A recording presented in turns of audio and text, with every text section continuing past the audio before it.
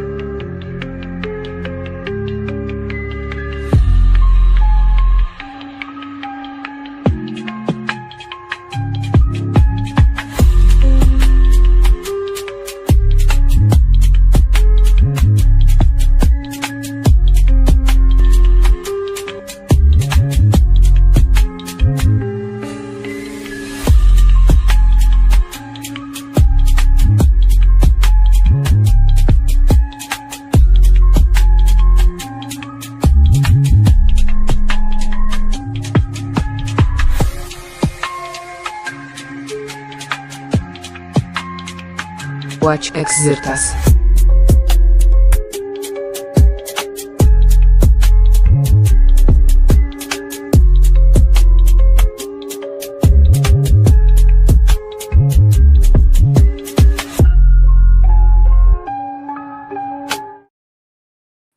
Oh yeah.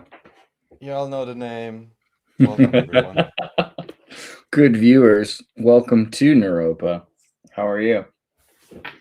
Thanks, I'm fine. How are you, Andreas? Bro, it's been such a long time since we've done a NEUROPA. It was literally a different year. That seems crazy, if you think about it. But literally. What is time? Go tell your friends we're scheduling at the most inappropriate time for California or anywhere else. Of course, you're most welcome if you're watching this as a replay. And of course, I'll just say it right now, so I won't have to say it later. If you want to see the links for the show, click the link below. If you want to support us, you see the links below. It is highly appreciated. That's true. Welcome to 2026. Yeah, the actually. Gregorian timeline. Yeah, I mean, like, not sure if I believe. It's super weird when you start to think about the calendar. Did you see that video recently some guy made where he talked about how he'd redo the calendar because October shouldn't be the 10th month? You know what I mean? Like, it's right there in the name, Don't tell me October, September, but even here they, how do you say, they explain it by saying that this was supposedly what was it, Julius Caesar and then Augustine or whatever, and he supposedly changed that. Also, by the way, I forgot to ask earlier, can you hear I don't have an AC, but I now have like a Chinese brand air filter. Can you hear it in the background or is it silent? When you're talking, I hear it for a second, but as soon as you went silent, then it silences it. Right. It's not so bad, though. Turn it down a bit. It's okay. Could be way worse, Yeah. Could be worse, could be better. Now I'm trying to test to see. I'm having a hard time with Xirtus.com. Is that not loading now? Oh, boy. Things I'll have to check. Hold on. Xirtus.com. Oh, man. Do I have to do something? I'll have to look into this later. But that's scary. If my website goes down. Works. Yeah? So why is Xirtus.com being weird? How about Tartary Nova? Right now. Oh, boy. What a time to find this out, like the things that they could have told me earlier. Yeah, right now none of the websites are loading for me, so I have to check what's going on. Crazy. Okay, well, that's fun. I'll have to look into that. In the meantime, you guys can go to NEUROPA, website. Why don't you check out NEUROPA? It's at Comency.app. This is where all the links are to the NEUROPA stream show. We talk about world history, world events, European issues. Migration is a section today, and health is something that comes up quite a bit. Let's start out with Easturia, which is the Österreich section about Austria. So oh yeah, no, it is loading. It's just loading really slow. Xirtus.com is loading. So I don't know what the I'm heck the seeing deal. it now as well. Yeah. Andreas.me didn't load yet. I don't know why. Yesterday it worked. Maybe I've got like too many. Yeah, send me that money. Thank you, Joe. That solved my problem right away. As soon as you sent me money, the website started to load. I don't think it's a coincidence. Joe saved the day. Joe says, I missed NEUROPA and RAF so bad. You know what? I missed RAF and NEUROPA so bad. We're just like each other, Joe. We're basically the same kind of guy. Don't neglect us Neuropans. I like Neuropean. That's kind of funny. Neuropan's pretty good though too. All right, Xirtus.com. It does load. Not fast enough for my liking. So maybe like we need more money to make it move faster. I don't know. But yeah, go to Xirtus.com. Yeah, Donate we're to gonna us. artificially throttle the stream from now on, you know, donate $1,000 to resume the Or stream. or you could just donate 1/10 of a Bitcoin or something right here, you know? Why don't you just donate to us? There's a QR code for all the cool kids out there. And you could donate just like some of the people we know. We actually have some pretty loving people that keep us afloat, and thank God for you. So, you know, Stefan, shout out to you for one. Yeah, I appreciate that everyone wants us to return to streaming. It's funny if you go away and you think people would just ignore you, but we get all these nice messages and encouragements to return. So it's not over. It's only just begun. It's only just begun. Okay, let's do Easturia section first. I'm going to open up some of these links and we can start going. But really, I guess right before I do, is there anything I should I should ask you, how have you been, bro? I know like you've been working with lizard people, taking care of gypsy children. Your life is an adventure. Like, how are you? Maybe you should give us a little update. Yeah, I'm doing fine, thank you. So recently, because you know, if you, how do I phrase this correctly? If you're not a hugely popular channel on YouTube talking about nonsense, it's quite difficult to scrap together any decent pennies, except of course for the highly appreciated donors of any amount that we sometimes get. So I actually got a normal job, if you want. It's quite funny for me because you know There's all kinds nothing of normal about you. Not even there, your job is normal. that's true. You But have an there's Illuminati job. It's great. there's all kinds of, you know, rules and regulations attached with having a regular, I wanted to say collective consciousness, but that's not how it's called, collective contract job in Austria. I'm not sure if it is the same in the US, but in Austria, everything is highly regulated. Communism. Um, the unions are pretty strong, although oftentimes, of course, they make their own arrangement because I may have mentioned this before. In Austria, you do have something called the social partnership, which is basically an official shadow government, I would say, because there you have the unions of workers, the unions of industrialists, and whoever else. They are not directly part of the government, but they basically negotiate with each other for whatever contracts they would assign or have it as a minimum standard, let's say, for varying fields of business. And the part that I'm in now actually is along the lines of, you could say, adult education or education for adults. It's like from somewhere like 16 to 25-year-olds. The program technically is given for the minority of the Roma. There's all kinds of issues with the program itself, which I won't go too deeply into detail right here. But the main job is basically giving basic education, doing job orientation things, doing basic personality, soft skill things, presentation skills, digital skills. This is what we teach. The cool thing about it is, since in Austria, especially if you're a migrant and under certain conditions, you only really receive social security benefits if you attend these courses. And what I would say, honestly, from all these courses that exist, which are of, I would say, highly varying quality and particular points that are being taught, ours, also from the feedback that we got from our participants, how should I say, is one of the most fun and most interesting, because we're not only torturing them with German lessons, although that, is valid if you need to learn German, but we're actually doing presentation skills, soft skills, job orientation, some basic digital skills and so on. So it's a bit more lighthearted, let's say, or a bit more interactive and dynamic. This is generally what you would call, I mean, the way we do it at least is non-formal education as trainers, meaning we are not necessarily doing it as in the classroom where you're just sitting in front, presenting something, and then having everyone do their chores, but actually, simulating job interviews and things like that. So it's okay, it's pretty fun. The good thing is that the other trainers I'm working with are pretty cool. Everything else I won't talk about too much right now because there's all kinds of issues in the funding system, in the whole setup of the system. There is too much to be said about it, but what you realize basically is the closer you take a step to the government, any step you take towards the government in terms of business and contracts and so on, you may actually be able to access money, but you will also be able to see the incredible, astounding inefficiency of the system.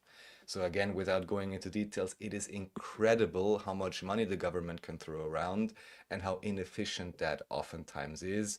Whilst at the same time, especially in Austria, I wonder how it is in the US, you have a so-called state quota. Do you know what a state quota is? Well, a quota, but what do you mean by state quota? It factors in or determines or shows the amount of economy or economical turnover that a country has, which is directly or indirectly dependent on the government or state enterprises, or how do you call it? Enterprises that are close to the state.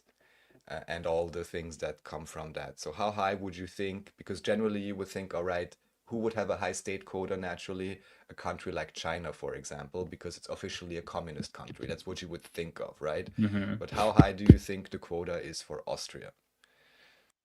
30%. I don't know. What is it? That almost sounds like a free market. No, it's 60%. Oh, of So it's course. over half of business I in thought 30 Austria was high. I thought 30 is would be a lot. 60 is crazy. is directly or indirectly dependent on the state funds, I guess grants, when whatever I else. think about it, I mean, it seems insane that that's a lot. That is central planning and government control of everything at its finest. But I mean, it seems crazy, but at the same time, Austria, it works, right? That's the way Austria is. Austria's got state-run television, state interference with banking, state interference with health laws.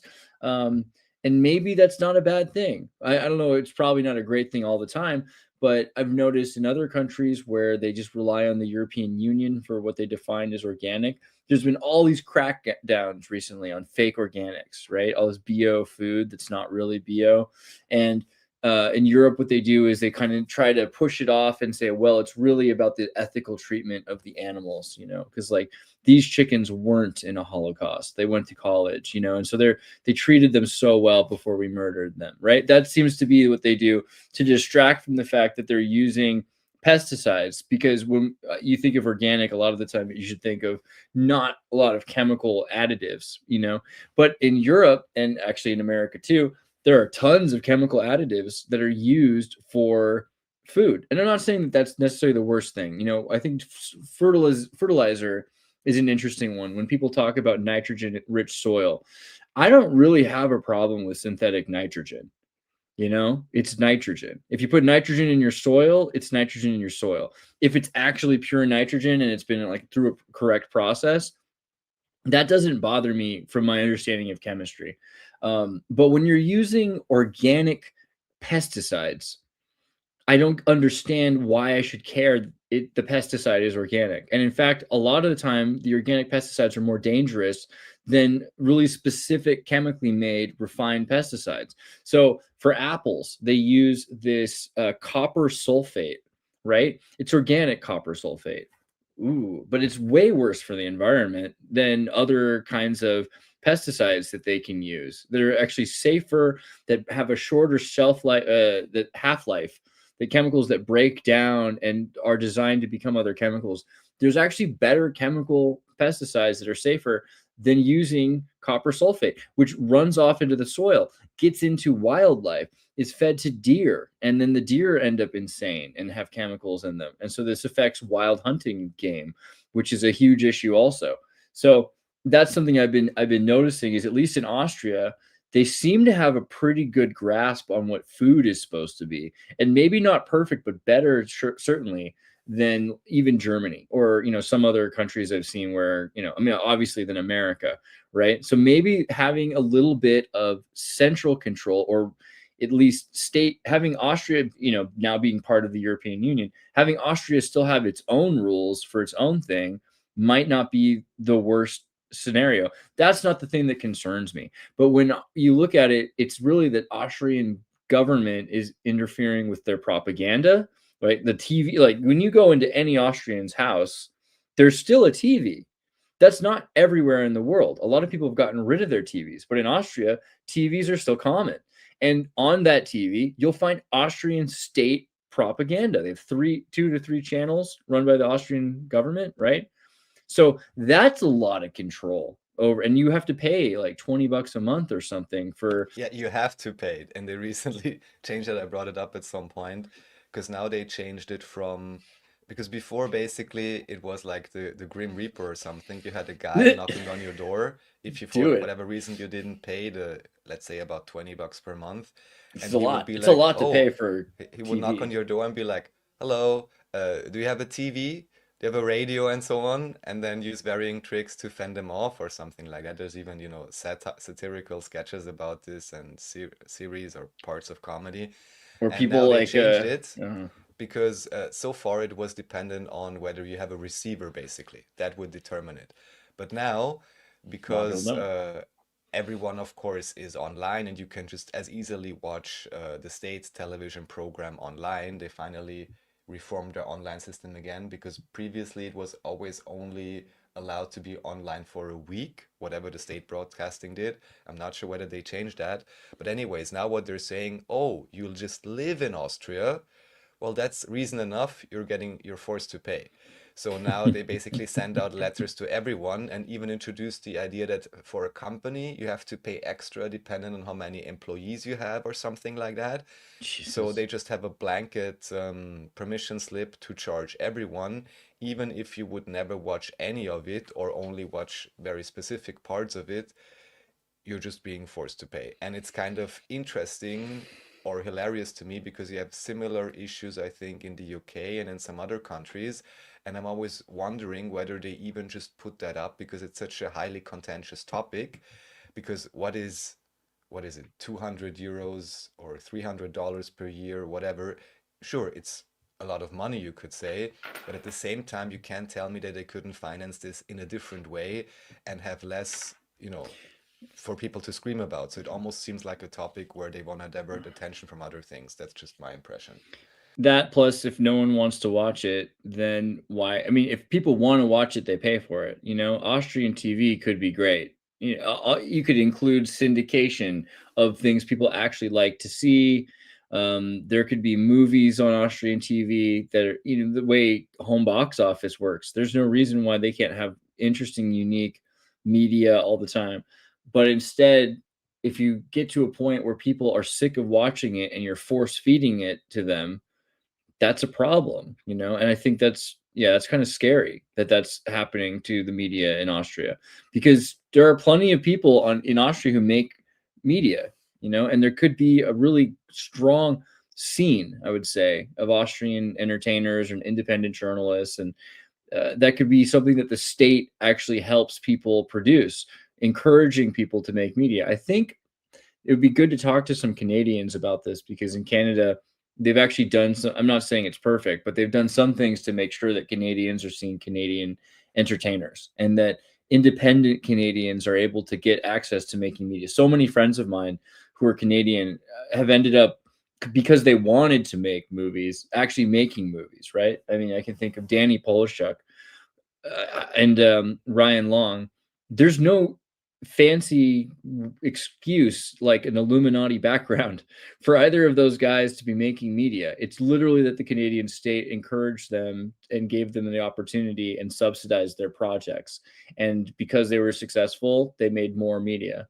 So it'd be cool if Austria was a little bit more like that, but Yeah, so of course there are certain funds for movies and so on in Austrian productions if you get to access them, however that works exactly. right. Also, of Yeah. course, the film industry has their collective contracts. I recently looked this up because I do some, simple marketing and cutting and so on. I was like, what are these guys even getting paid?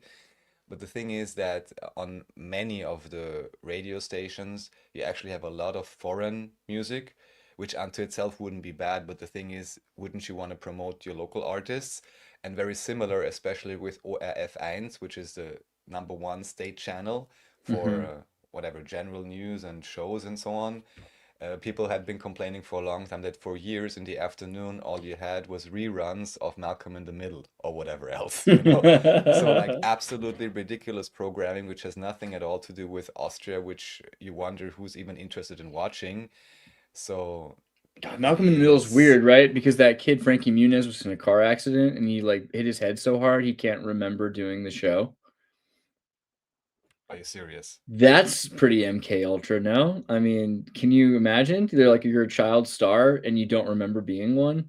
It's just it feels like the Butterfly Effect. I just recently rewatched the Butterfly Effect. Have you ever seen that movie? I have not, no.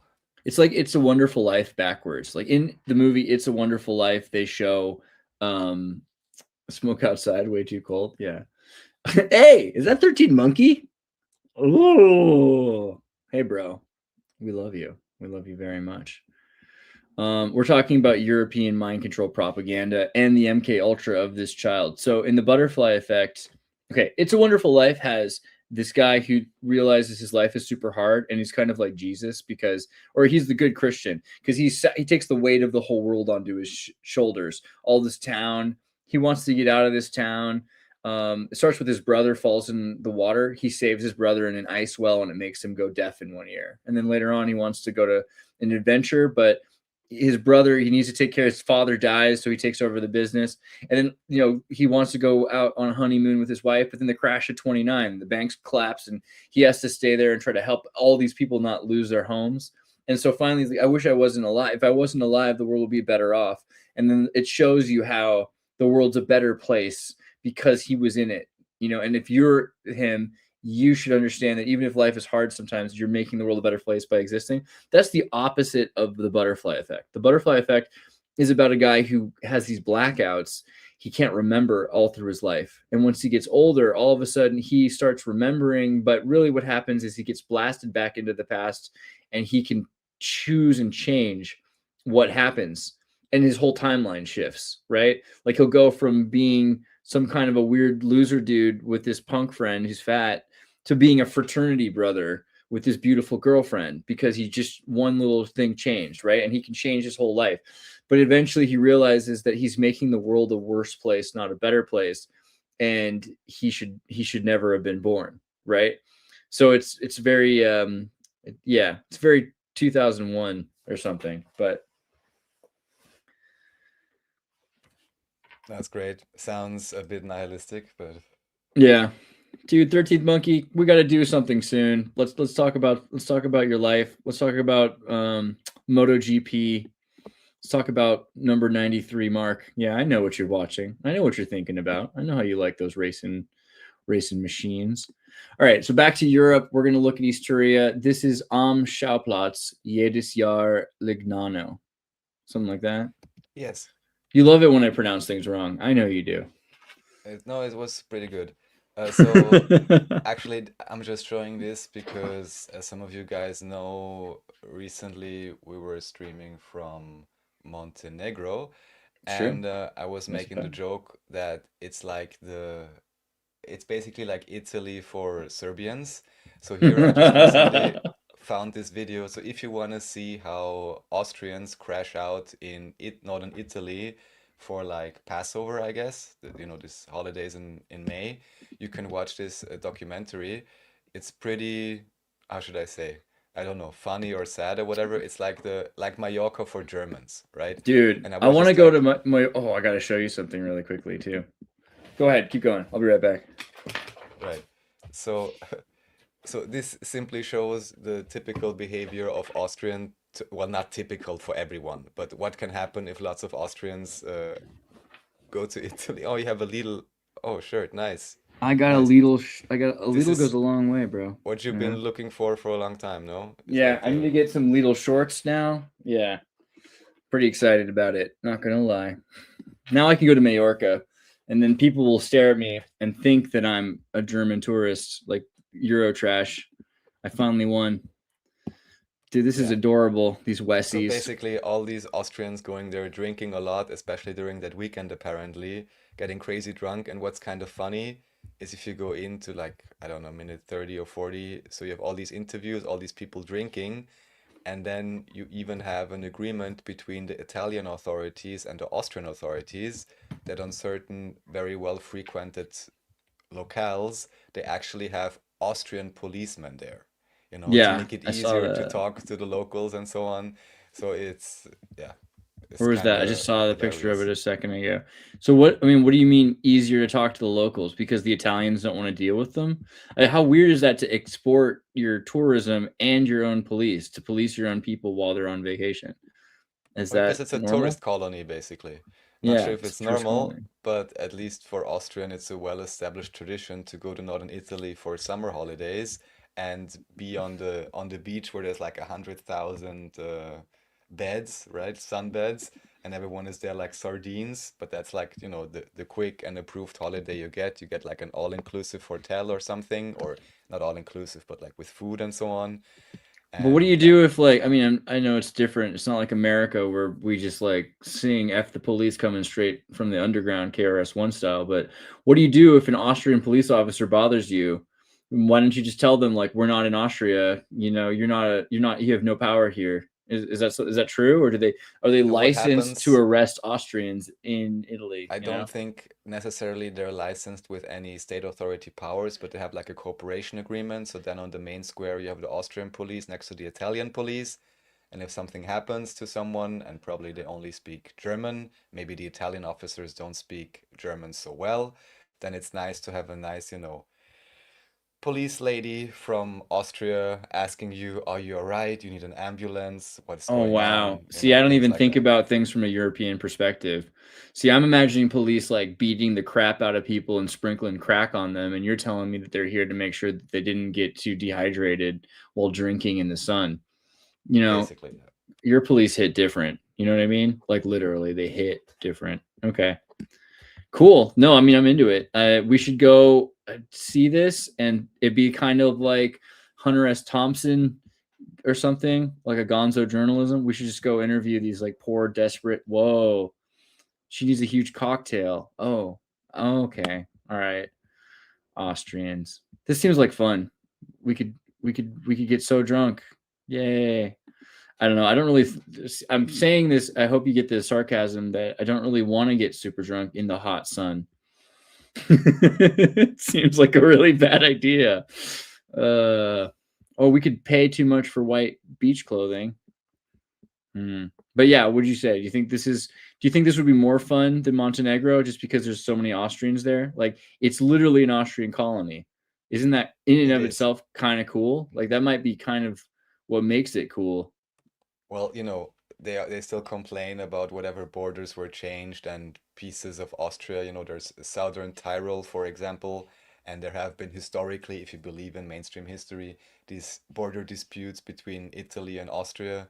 So maybe in this way, Austrians are reclaiming a part, even if it's just during the summer by sending all their tourists there. I don't Yeah, know, but right? Good job, people enjoy Austria. it. That's A where they go new to kind of Austrian party. invasion. Lovely. Okay. And then wait. Whoa, goose stepping. Ostriches goose stepping. Wait, I don't know how that happened. You skipped way ahead, but like Oh, well, this is way where ahead. it ended up. It had Yeah, yeah, been we'll get to that, but we have to go to the proper.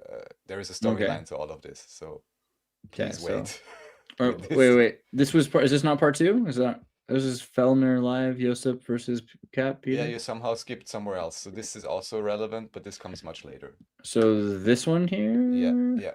No, this is We're it. gonna go This back is to- literally, this is Oh part. my God, I put the wrong link. Shame. Oh no. See? Oh no. I don't even care except for the fact that it makes me feel better that I wasn't the cause of the trouble.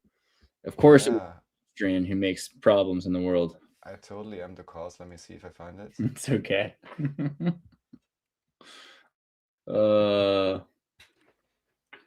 What do you guys think is better while we're waiting for him? Is Blur or Burnout Paradise a better PS3 racing game?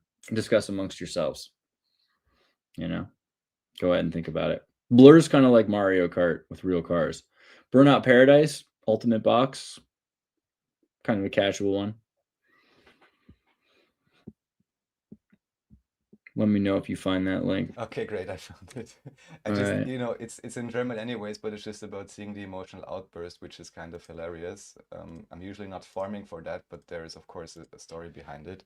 So I'm sending it to you in the private chat, and then this should be the right. 13th sound Monkey I says wanted he's to going to show. make some time for us like a prostitute. And he also says he's always mapping, not always mapping star forts, but he's always mapping, which sounds pretty cool. Dude, easy answer. Wipeout XL. Good answer. Wipeout's pretty good. Okay, I'll take it. That's solid. Burnout is like NFL Blitz but racing. That's a I want to call that a hot take, but that might be a reasonable take. I think that's fair. Okay, so here's the link that you wanted me to see. Is this the same one? Oh, okay. Right. We're So good. We're good. Can we have this Cool. with audio just for a Yeah. few moments? Shoot, Raf, for you anytime. Oh, thank Do you it so in much. 3D. Just for like 20 seconds. So the whole point here is that what's being discussed, you have this Fellner guy. He is one of the main media moguls in Austria. Arguably, what I have to give him, and that's why I'm watching these shows even, is literally cannot watch state broadcasting for any discussion shows because there's literally no discussion. It is pretty obvious that you ever hardly allow people to really expand on their views, even if they're still limited by their politics and their party affiliations and their ideology. But literally, they're not even allowed to talk. Like, it feels absolutely scripted if you watch state television. Here, at least, you have those individuals that are approved to come on that TV show. It's an independent channel, or that's what they say, and at least you have them discussing. And right here, what happens is you have the moderator, who's also the owner of that TV station. He has newspapers still for many, many years. And the guy on the right-hand side would be the right-wing guy. On the left-hand side would be the left-wing socialist guy. The guy on the left actually was the party secretary for the Socialist Party in Austria for many, many years, also like 30, 40 years ago when they were still a lot more successful. The guy on the right-hand side was part of the Freedom Party, right-wing party, and later, I'm not exactly sure right now if he was part of the split-off with Haider, who was, when Haider got elected in like 1999 in Austria, right-wing party, all of Europe was screaming, oh my God, the Nazis are coming back. Anyway, so what the guy on the right is doing is he's basically telling him, look, isn't it that you also have monetary support from the government? And in that moment, see what the moderator starts saying. Just play it for like 20, 30 seconds, if you will. Oder soll ich das behaupten? Soll ich sagen, dass du von der FPÖ bezahlt wirst oder was? Ja, dann klage ich dir auch, wenn du sagst, dass ich von der Regierung bezahlt werde. Hold on, I can put the subtitles translation if you want to. So he's basically complaining and says, oh no, I'm not getting paid by the government. I'm not getting paid by the government. I'll tell you, Du solltest vielleicht einmal zur Kenntnis nehmen, dass ich der mit Abstand kritischste Herausgeber you should probably take note that I am by far the most critical editor gegenüber der Regierung bin. Ja towards oder the region. nein? Ja. Ja oder nein? Also heute nicht. Ja oder nein? Heute nicht. Ja oder nein? Yes oder nein? Ja oder nein? Ich bin da als Ja Gast. oder nein? Ich bin als Gast. Als Ja, aber da wird mir jetzt bald der Hut du bist platzen, kein wenn du so ein Richter. Blödsinn Du daher wirst mir kein Richter sein. Ja, und du mir aber auch Ich nicht. bin hier als Gast. Ich bin da nicht bei einem Du bist Verhör. mir auch kein There's just nothing quite as fun as like three old white men yelling at each other about how they're like the most decent corrupt criminal. You know what I mean? Like, hey, I'm the most critical criminal of the whole crime syndicate, if you think about it. Und nur weil du Ja oder nein? Exactly. And there actually even have been, for the I think second to last government or whatever when Kurz was in power, who was also somewhat known in Europe because he was, the young 32-year-old chancellor who actually internally couped his own party through surveys. This has all come out now officially. He couped his own party through surveys, then became the big star. And Nice. there have been some, let's say, just say interesting affiliations between him and this TV channel and this guy, even messages that were released, but no one really got, convicted or anything. Maybe it's not legally relevant, but it was quite clear that they were, quite cozy with each other, let's say. But then, of course, we want to fact check whatever they are just complaining about. So Sure. please go to the next article. Okay, hold on. So let me go back here just to check. And you want me to click on this here, Der Standard? Yes.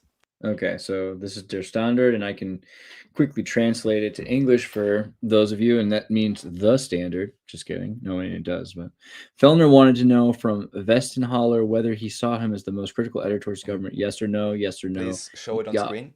It's on the Oh. other screen. I'm sorry, I had the tab. Silly me.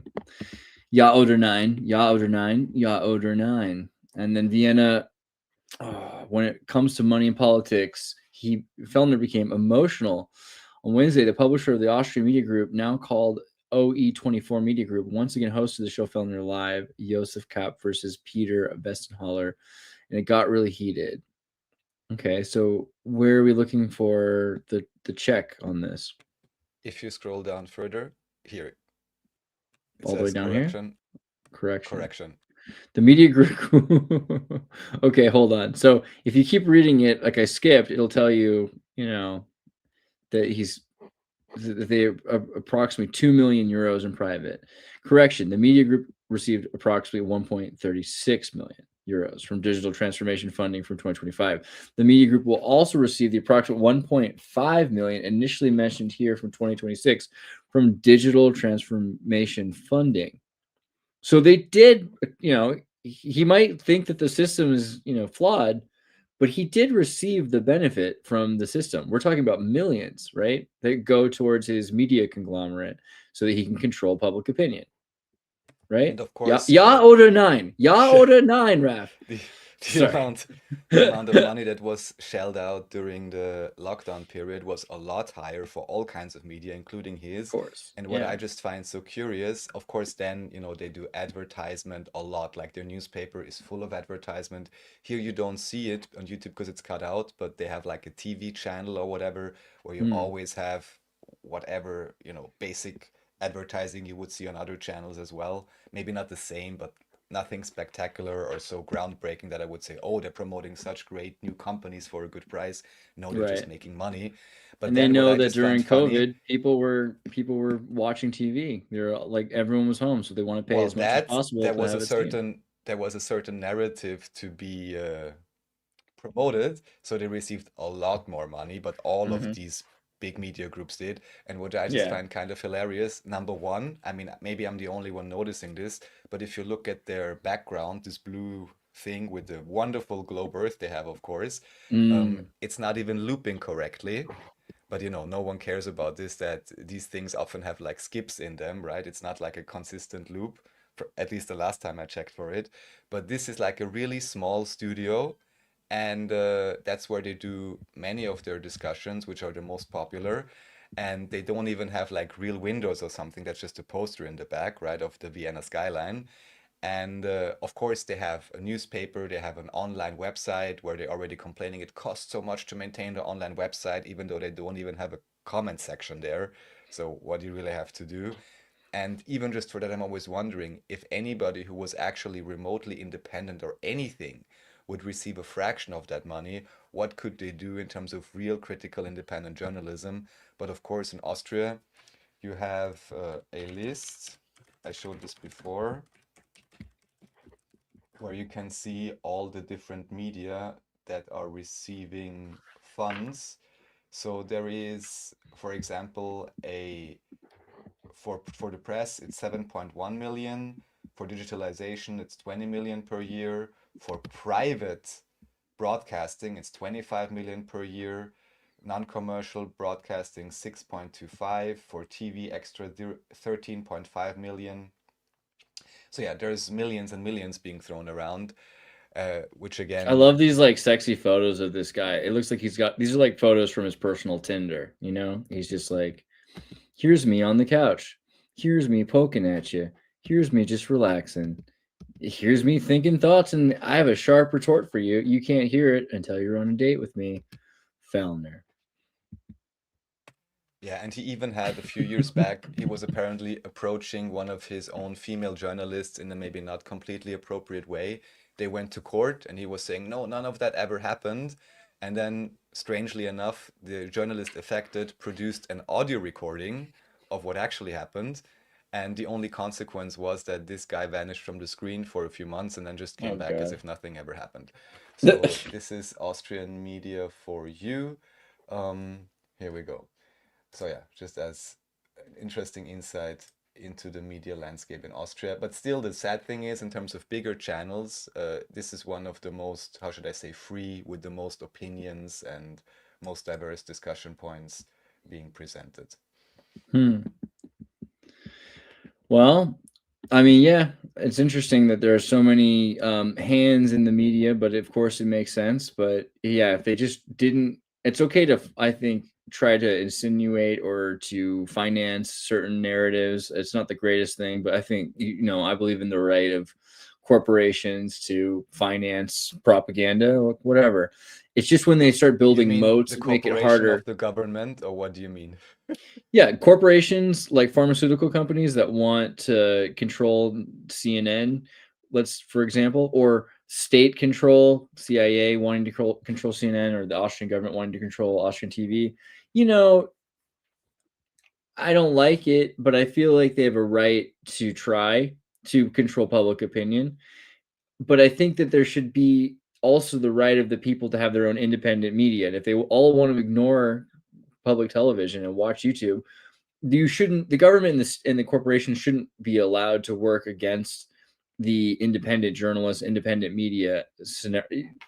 It's one thing to make your own media and to have an edge, or to have some sort of to have some privileges of money and finances that make it easier for you as a corporation or state. But it's another thing to take away the capacity of the independent journalist. And it seems like that's the thing that happens. I don't mind if Austrian TV exists, but I should be allowed not to watch it. It seems really crazy that you have to pay for it to exist if you don't want to have anything to do with it. But even then, still, there should be some way that you can you could still give effort or energy to things you want to exist. See, Cherisk saying we can always make our own propaganda. We can't always. That's literally been illegal in a number of periods in history, not that long ago. So that's the thing, is there should be more protections for our own independent propagandas. That's all I mean. But I don't mean that the state shouldn't be allowed to also make propaganda, right?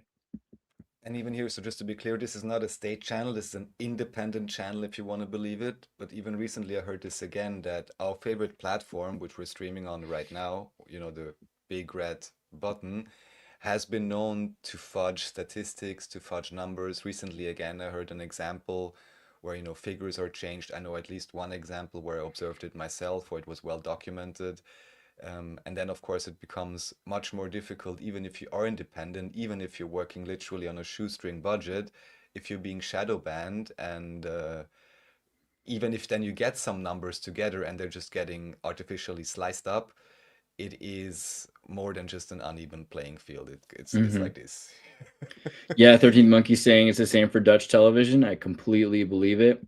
State-run propaganda will inevitably suppress the independent media. Why wouldn't they, says Crispy? Well, I mean, they wouldn't if you could make the punishment if they had a real so argument. bad. Yeah, if you have enough They of a wouldn't have punishment. to.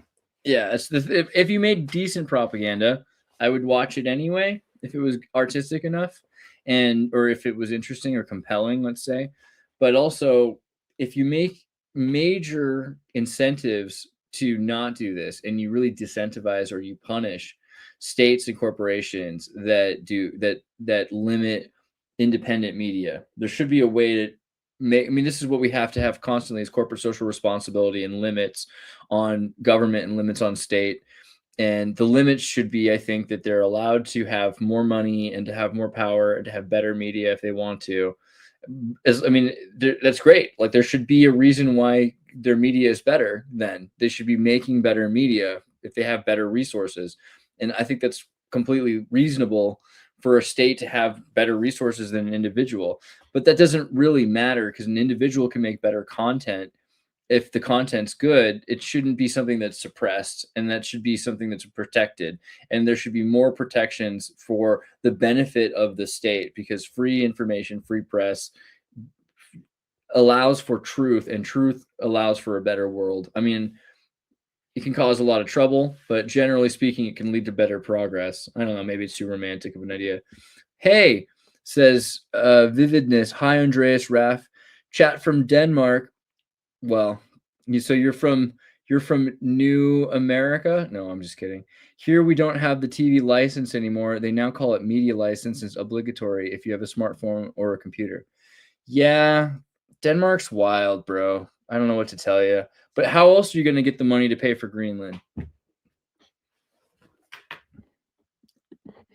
Crickets. Okay, so then you pulled it up, this video about. No, this still comes it's up still later. I'm not sure what. Shame what on you, happened Raph. there. I'll just close it for now, and you'll just tell me to open it later. How about Yeah. that?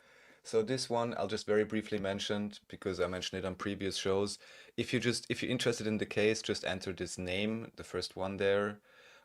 This was the very high level Interior Ministry official responsible for, I want to say, like criminal cases or something like that. Like, he had a lot of power both for legislative consultation and also basically to oversee the criminal casework in Austria.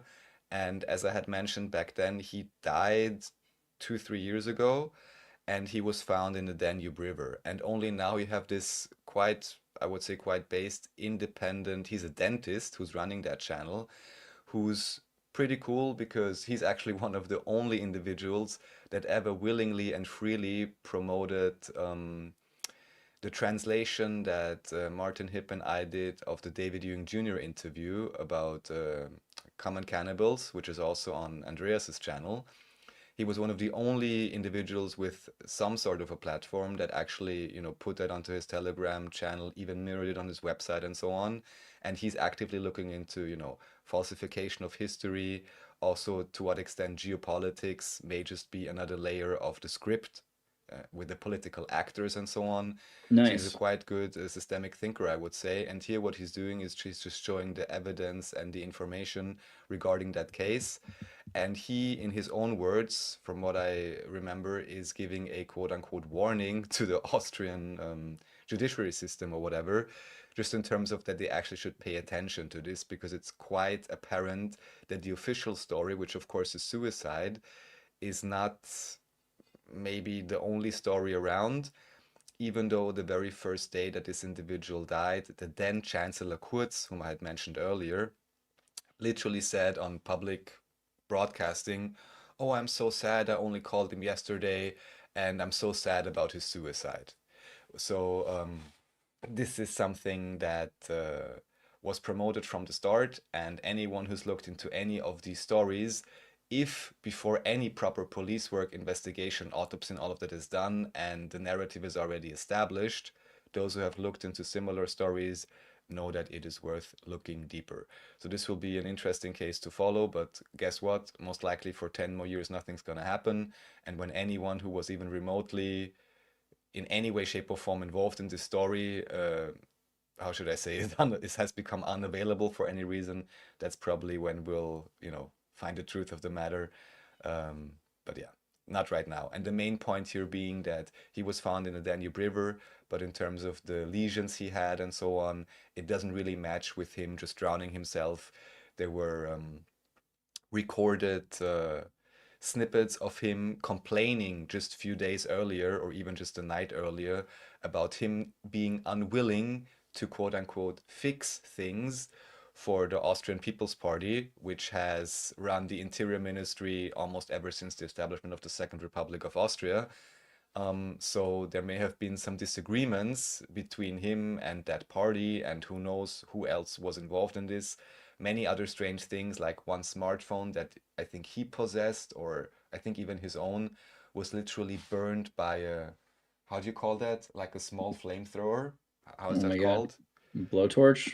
I Yeah, mean, it was like destroyed with a blowtorch jeez. and all kinds of crazy things. The smartwatch data finally now got released. It's not consistent. 100 million things, but imagine this is like a really important, very high level Interior Ministry official, and the police and the judiciary system don't seem even to be interested in investigating this. But at the same time, of course, especially in Austria, anytime anything legal happens, everyone says, oh, you cannot question the courts. The courts are neutral. And this is another obvious single point of failure in any modern republic, I would say, is that you have the High Court or the Supreme Court, and they are basically seen as, how would you say, perfect.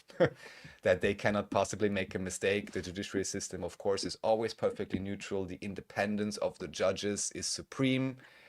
If you want to believe it, you can believe it. What to say? Smidjas Dame hierover. Something like that. Okay, so then hat sich das Stadtbild in Österreich verandert? Verändert, yes. Verändert. Gosh. All right. We're not seeing it yet. I think you have it Oh, up. really? Wait. Why is this happening to me? Hold on. Although it did show the right option here. Maybe add it again. This one? Here we go. Okay. This is just street interviews with individuals in, I guess, in Vienna mainly, being asked, oh, they call it the scenery or something, like the scenery of the city, has it changed? And of course, people, Austrians that live here for decades are like, back then it was also Austrian, and now it's more mixed through because, of course, we had lots of immigration.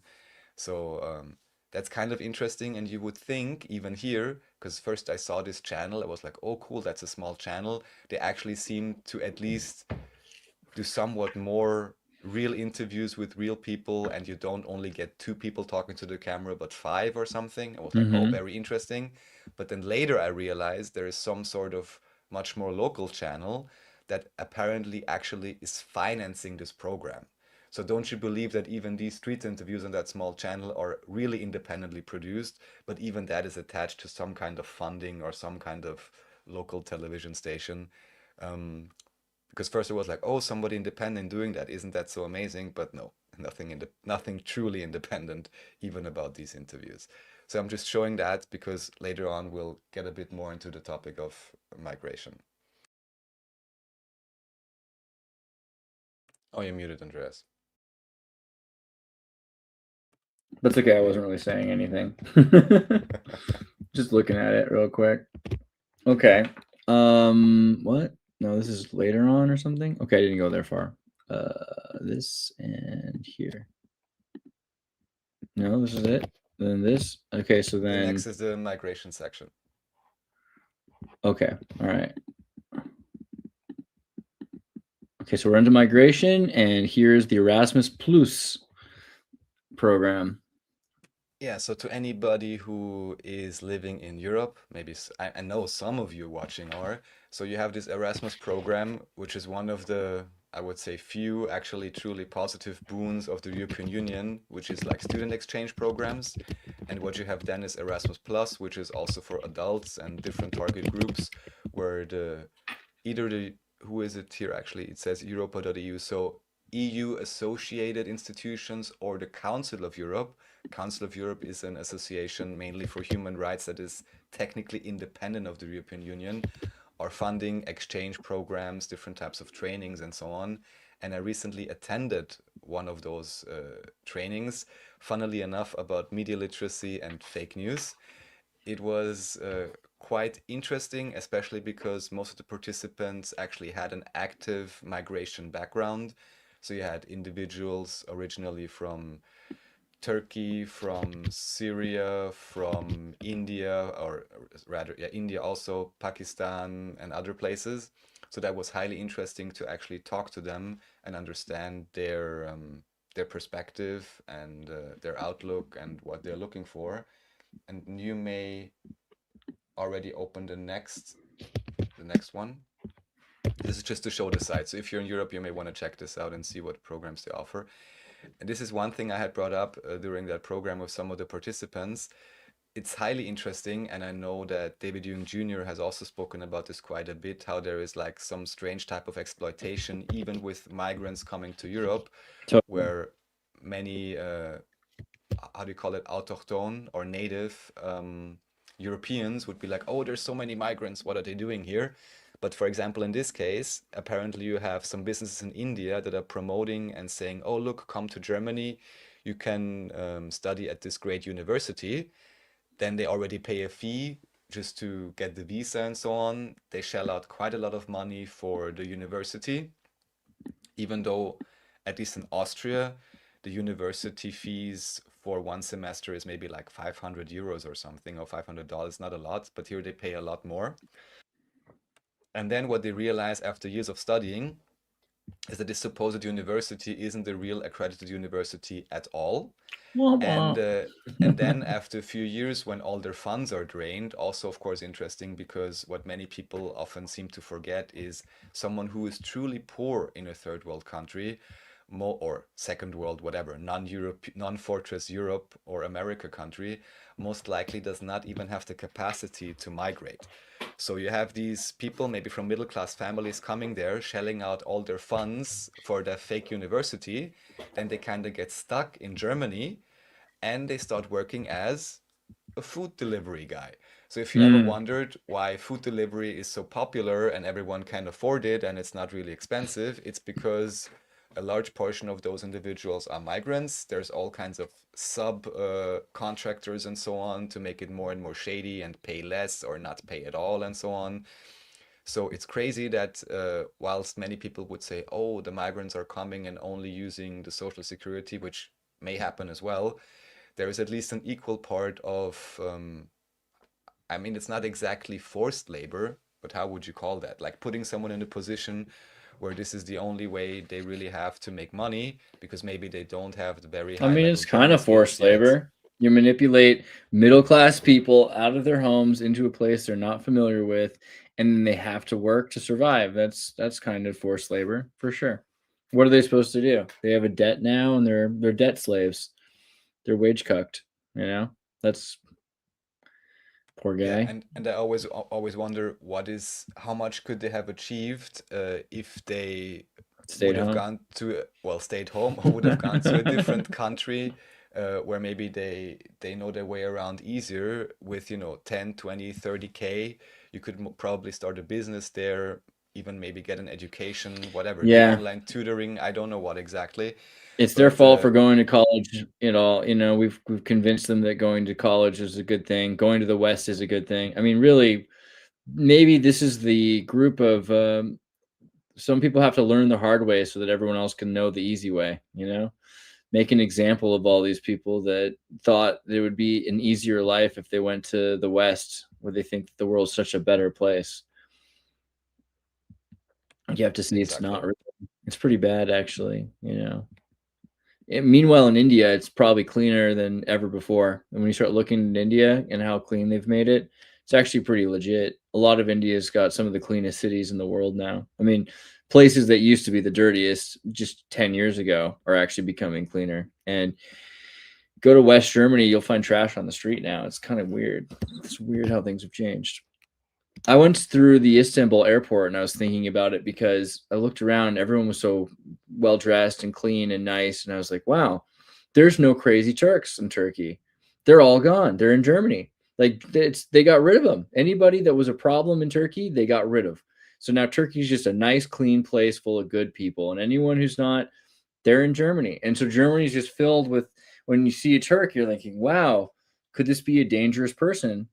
Not always. I mean, most of the time I meet a Turk, I love Turkish food. I love Turkish people. I actually get along with Turks really well. I'm just saying that in Germany, they've taken from whatever country they can, refugees who've been traumatized by war, jive turkeys. Yeah, it's only the jive turkeys you have to be careful of. I like that. That's pretty good. Okay, so then you brought up gumballs. Oh, the gumball video. Oh boy, this freaking guy.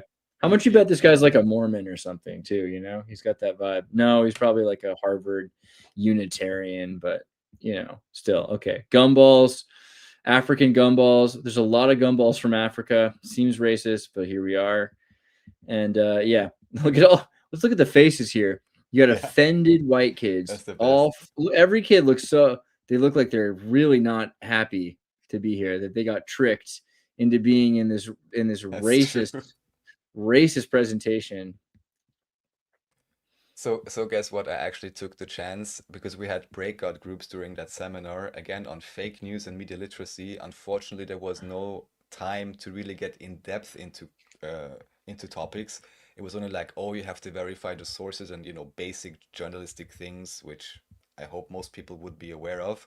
Still, the training was pretty interesting in the content and, you know, the discussions that we did have, especially informal. That's, by the way, why this episode is called Smoke Outside, because we were literally stationed in a youth hostel where you had not only to exit the building, then go out in front and exit like out of the gate, but then you had to go like 50 or maybe total 100 meters more to get out of the street where the only ashtray was, even though there was a park in between, and that was the only place we were allowed to smoke. So as you can imagine, first day, I'm already outside with my friend. We were smoking, we were 2 individuals out of 30. By the last day, how many individuals do you think we were outside smoking? And nobody recently started, but just because by then we had collected all the smokers. How many do you think? Did you triple it? No more. So we had, I would say, like 10 out of 30 in the end, 30%. Wow. So then, of course, it didn't really got heard, but I did tell them in the end, you know, as smokers, we felt kind of suppressed that we had to go Yeah, outside. smokers are the most suppressed So- demographic in 2026. Totally.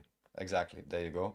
So that was fun. So what I did is I actually showed to some of them, like a group of 7 or something. We had like some smaller groups, and I showed them that video.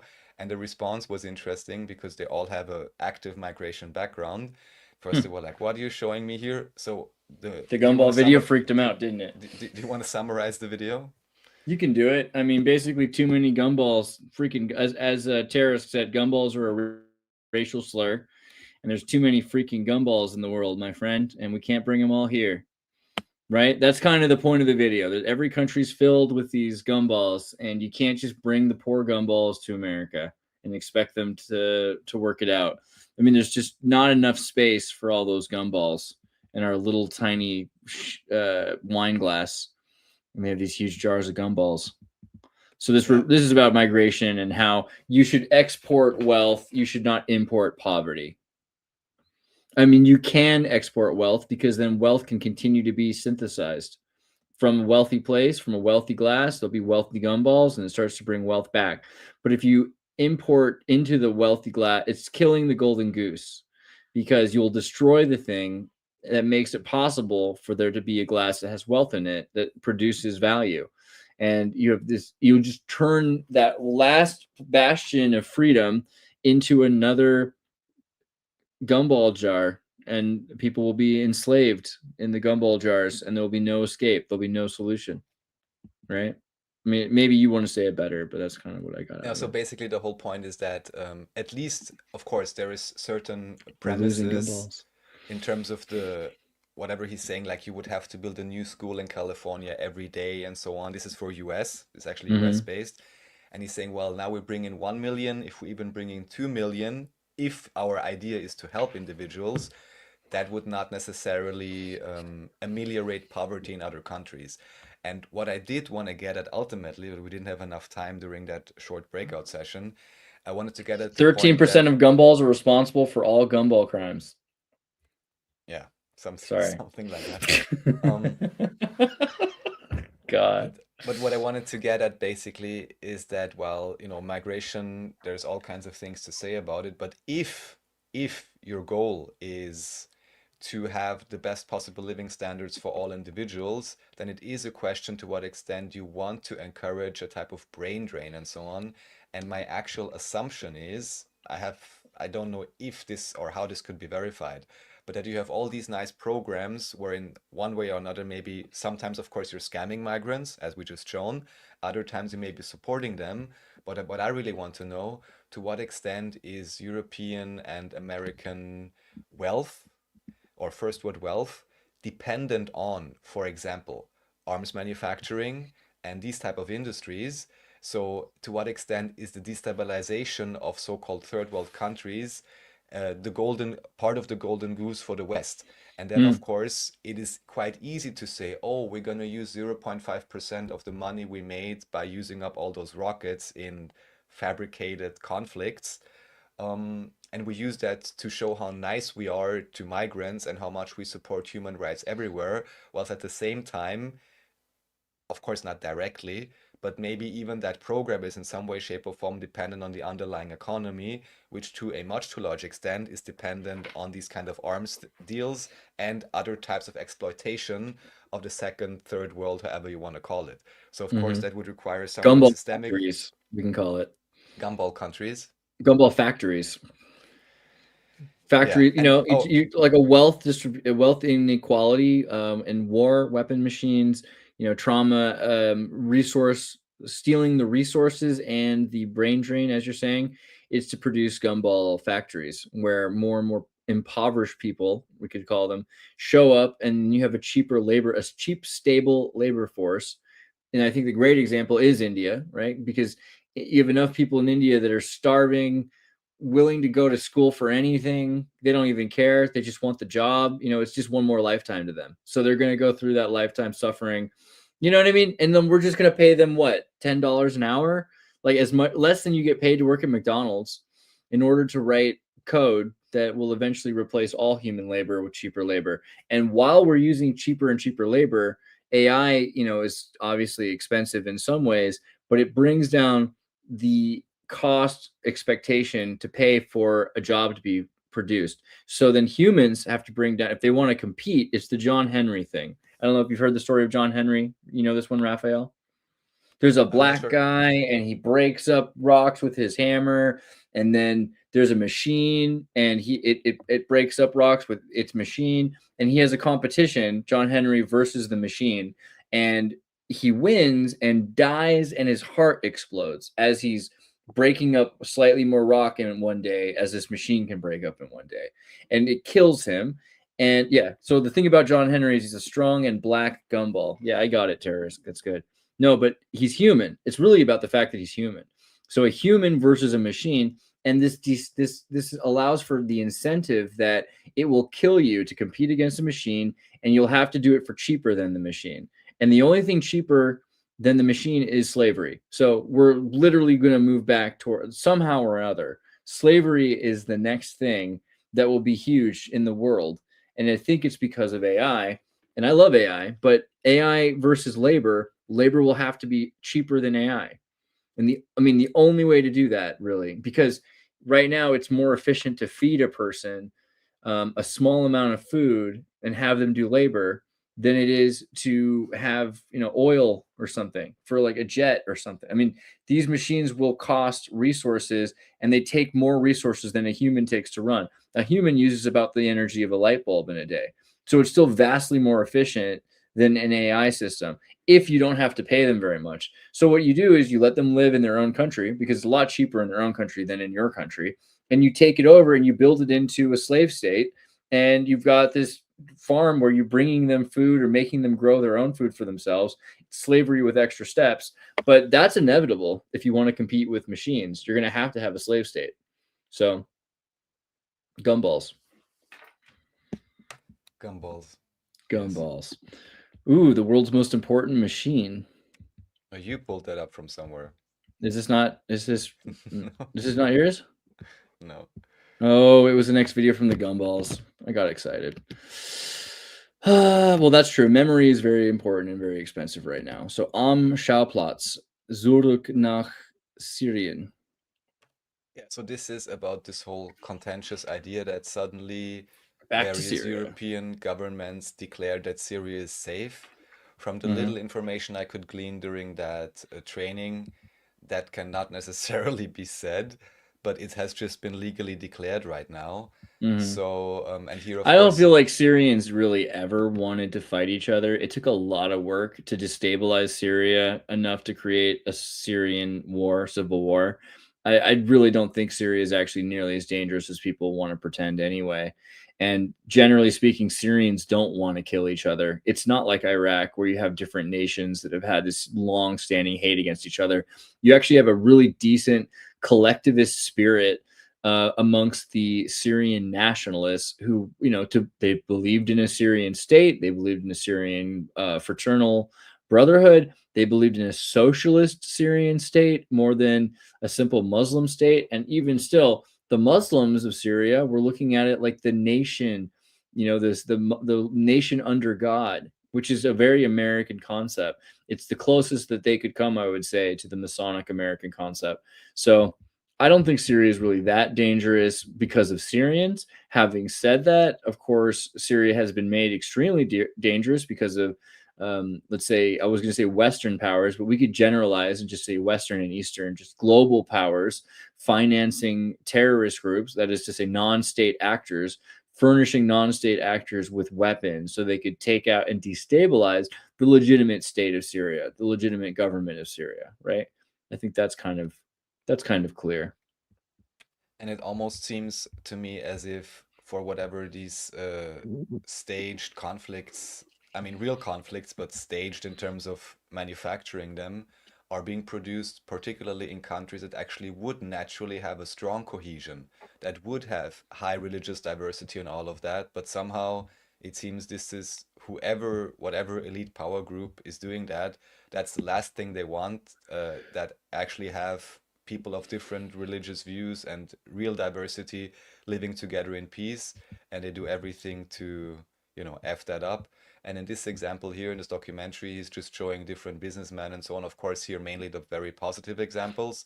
There may be others, which, yeah, they're now apparently losing their legal status or whatever is going to happen. We will see how this pans out ultimately. Well, it's ironic to put this up right after the gumball video, because this is actually the best solution, is taking successful Syrian, and this kind of sucks because I get it. Like, I actually like a lot of the Syrians I interact with in Germany too. They make great food. They're clearly kind of European. There's something kind of French. Historically, the Syrians and the French are associated. I mean, the French are a little bit Syrian as much as the Syrians are a little bit French. I mean, you can see he's not that you couldn't tell that this guy was necessarily non-European. He could easily be confused with a European, and that's true for a lot of them, that they're very civilized and sophisticated people. I've had really great interactions with Syrians, but all the more reason why they should be in Syria. It sucks because maybe you love it, how easy it is to live in the West or something. It's not, by the way. The West has got plenty of problems, No, and but if you're that's not even the from the thing. West, they're racist against Yeah, you. well, and it's not even necessarily easy. Even here, No. like example I heard about Lisbon or so on, or it seems Portugal is like a portal for quite a few Yeah, Portugal's migrants to establish crazy. themselves. Why don't we But go the to Portugal labor, where there's just heroin on the streets like San Francisco? Right. Yeah. the Great labor job, market Portugal. is down, like the housing market, at least in Lisbon, from what I heard, or Barcelona or Spain also is like really bad.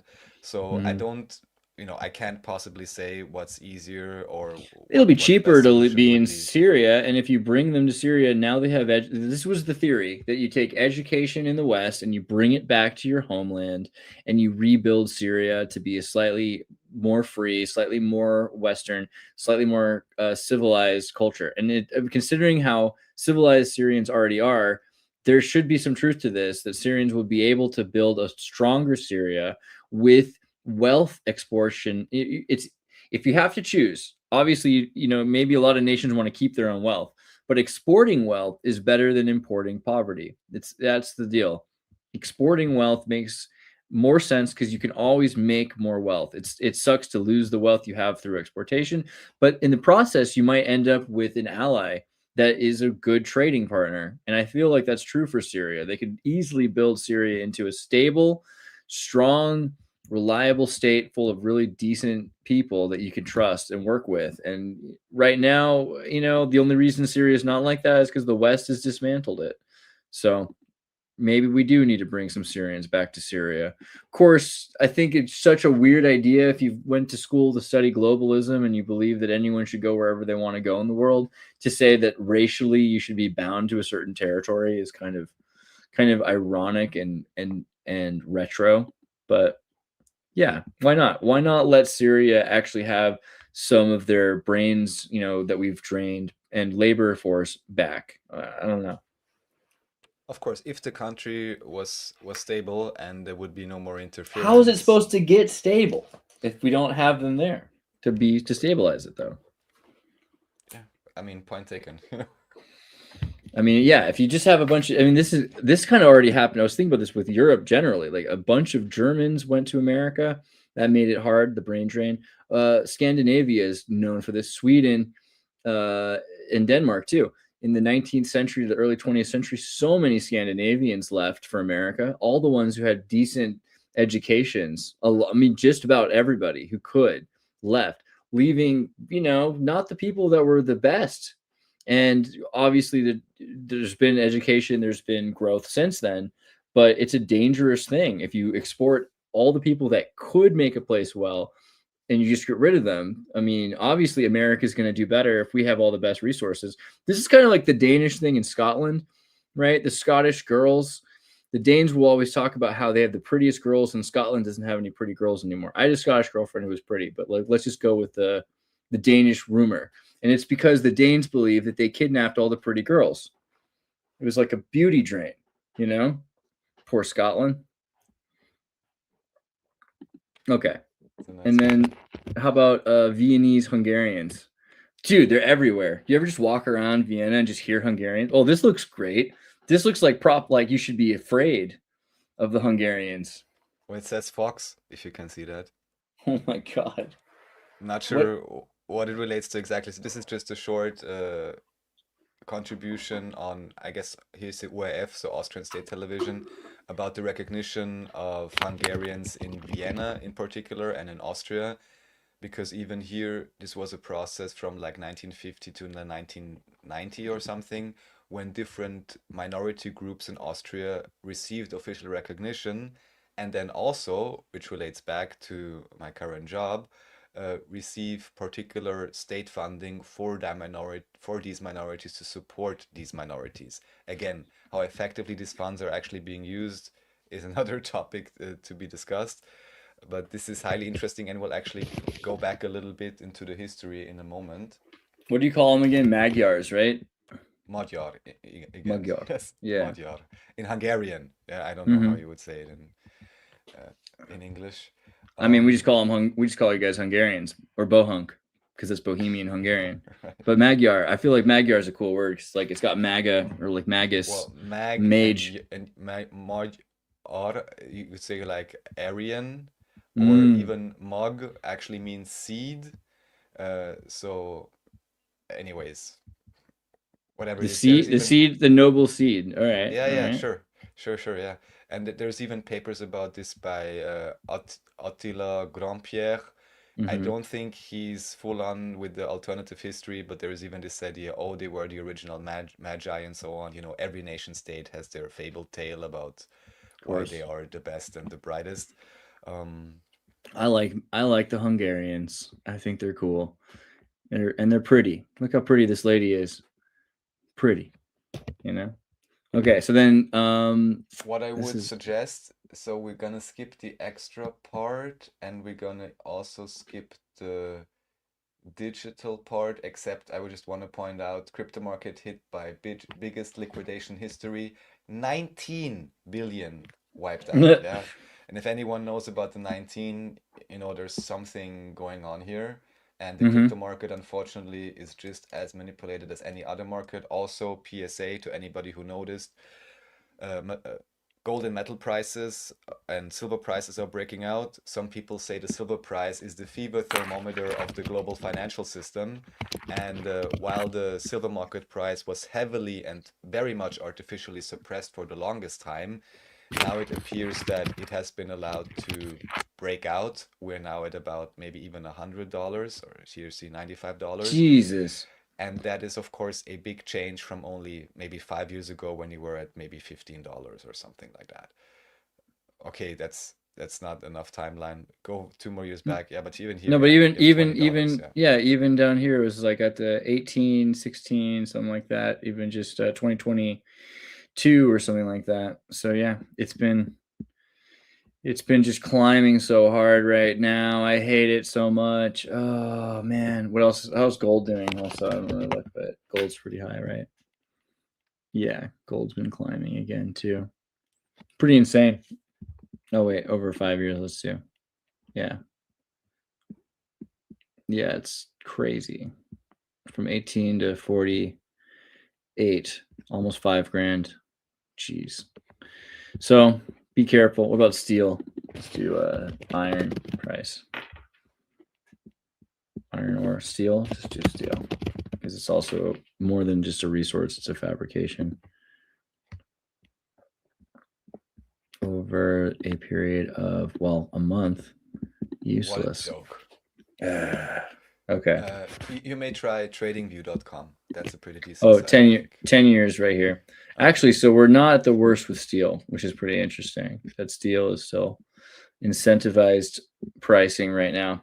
It's actually kind of in the middle compared to where it was just in 2021, where it hit its peak right there. During here is crazy. Have you the heard shutdown. about this? US Mint priced their silver at $170.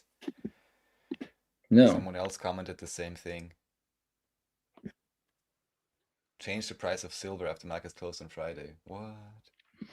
It's completely fixed anyways. It's like an absolute joke. If you look into the details of how these prices are created, it's an absolute fabrication. Yeah, send me some information about that, about the US Mint dealing with price changes, price hikes and drops, because US Mint restarted sales of collector silver products after a several-day repricing pause, a move it had signaled earlier this week amid surging silver prices. The new prices may feel abrupt. It could push some collectors to the sidelines. More than a year and a half between major adjustments, up 200% nearly. Silver proof set, whatever that is, 150 to 245. Okay, well, these are like special edition sets, but still, they're like doubling the prices. Right. Whew, crazy. Okay, so you wanted to go past digital and then into history, or? Yes, that's what we're gonna do. Okay. Pop this up here. Open some of these. All right. So falsch Vergangenheit. So this is interesting. So this channel has been established only a few years ago, called Auf Eins, is quite, from what I understand in the background, certainly funded by the Freedom Party, so the right-wing party, you know, however that works exactly. Of course, because they came out of nowhere, have pretty high production value, and some of the shows, at least, that they have are quite interesting and more diverse than what you would get on state broadcasting. And what they have here actually is an author who talks about the falsification of history, which of course is a topic that we discuss here quite often, even though he still seems to believe, I think, in the Greeks and the Romans or something. But he's just showing that, you know, certain events, there is an agreed upon narrative, all the things that watchers of the Xirtus already know very well by now. But it's pretty cool, I want to say, that on a somewhat, it's not directly mainstream, but quite popular channel, at least they have someone at some point talking about this. I think also they had like 1 or 2 interviews on virology which were relevant, but they kind of got buried again, so I'm not sure how important those topics are to them really. Like fundamental virology, as we've discussed on NEUROPA No Entry Part 2, for example. But yeah, he's giving certain examples, and there is also a few more. We can move on because there's a few examples I want to give. One of those he actually mentioned, so the next tab, please.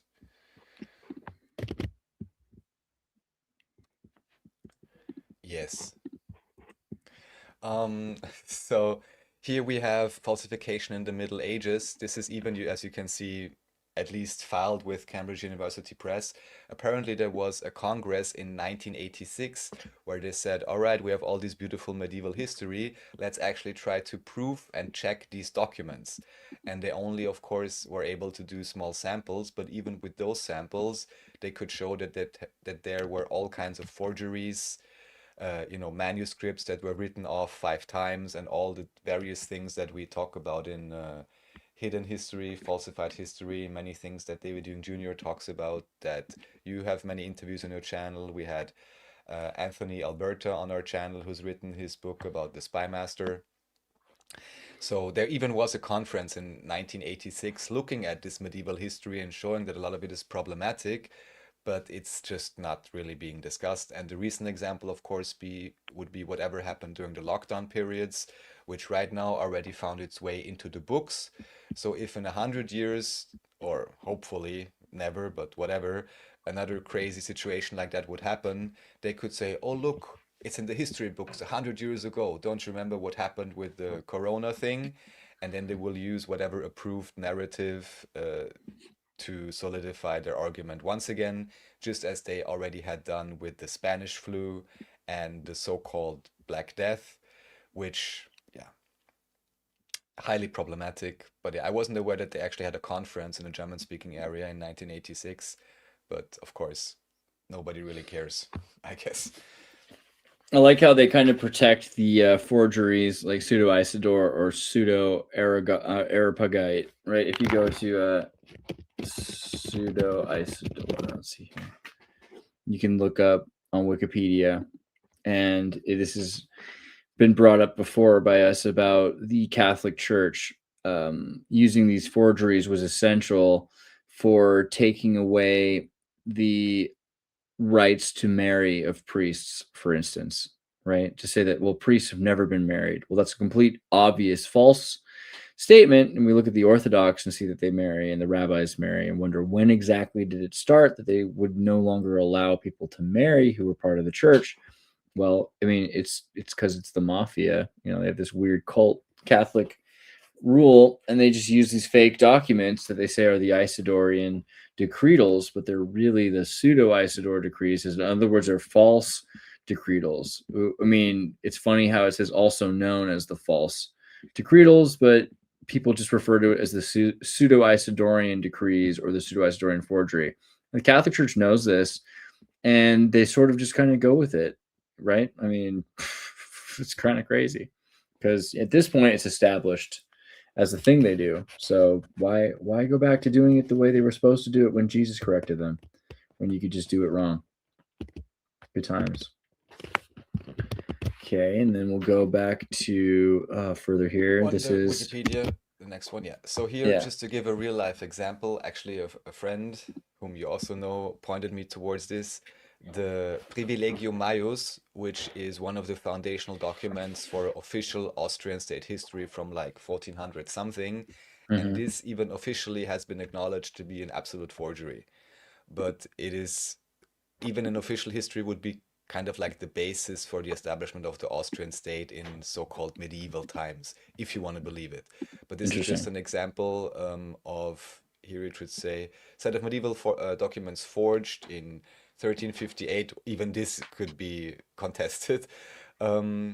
Modified version, so elevated the former March of Austria into a duchy. And this is something that you can even in some way, shape or form, I believe, replay in Crusader Kings 3, where there's a special decision if you play as Austria, that if you own certain regions, you can more quickly establish your own independent state or something along those lines. So this is mainstream history and an approved forgery in mainstream history. So yeah, just as one example. And this was in order to give more power to the House of Habsburg over Austria. Yeah, and I think basically even it says province of Noricum, because there was a Noricum scandal in recent history too. Okay, nice. Yeah, so here you can see into an archduchy, in the declared Austrian archduchy, endowed with rights similar to those of the prince electors of the Holy Roman Empire.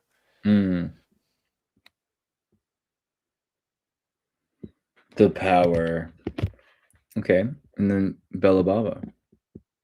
Of course, I always show his channel, and I won't stop to show his channel because he always has the best interviews translated of Anatoly Fomenko, Gleb Nosovsky, and anybody else anywhere on Russian TV speaking about alternative history.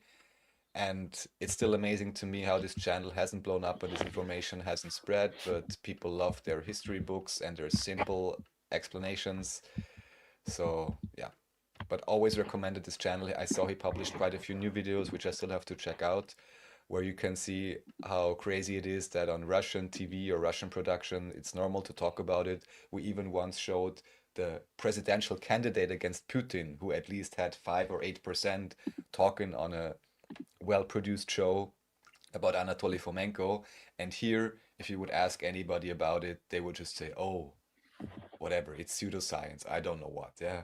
So even though the guy whom I showed earlier on this Auf 1, let's say right-wing channel, he even mentioned that carbon dating is not reliable, the whole thing with the trees is not reliable, and these are all things that Anatoly Fomenko also brought forward. So I'd love to know whether this German guy we showed earlier actually knows about Fomenko. I hope he better should. But yeah, so highly recommend that channel. Here we have The Secret History of Neoliberalism. Because I watched this quite a few weeks back, I don't remember all the content, but very interesting, you know, just a reflection on neoliberalism, the modern type of economy, and what's actually going on. And also another recommended channel, Journeyman Pictures. They produce quite a lot of documentaries, very well made. There can be a few things that are worth checking out and looking into.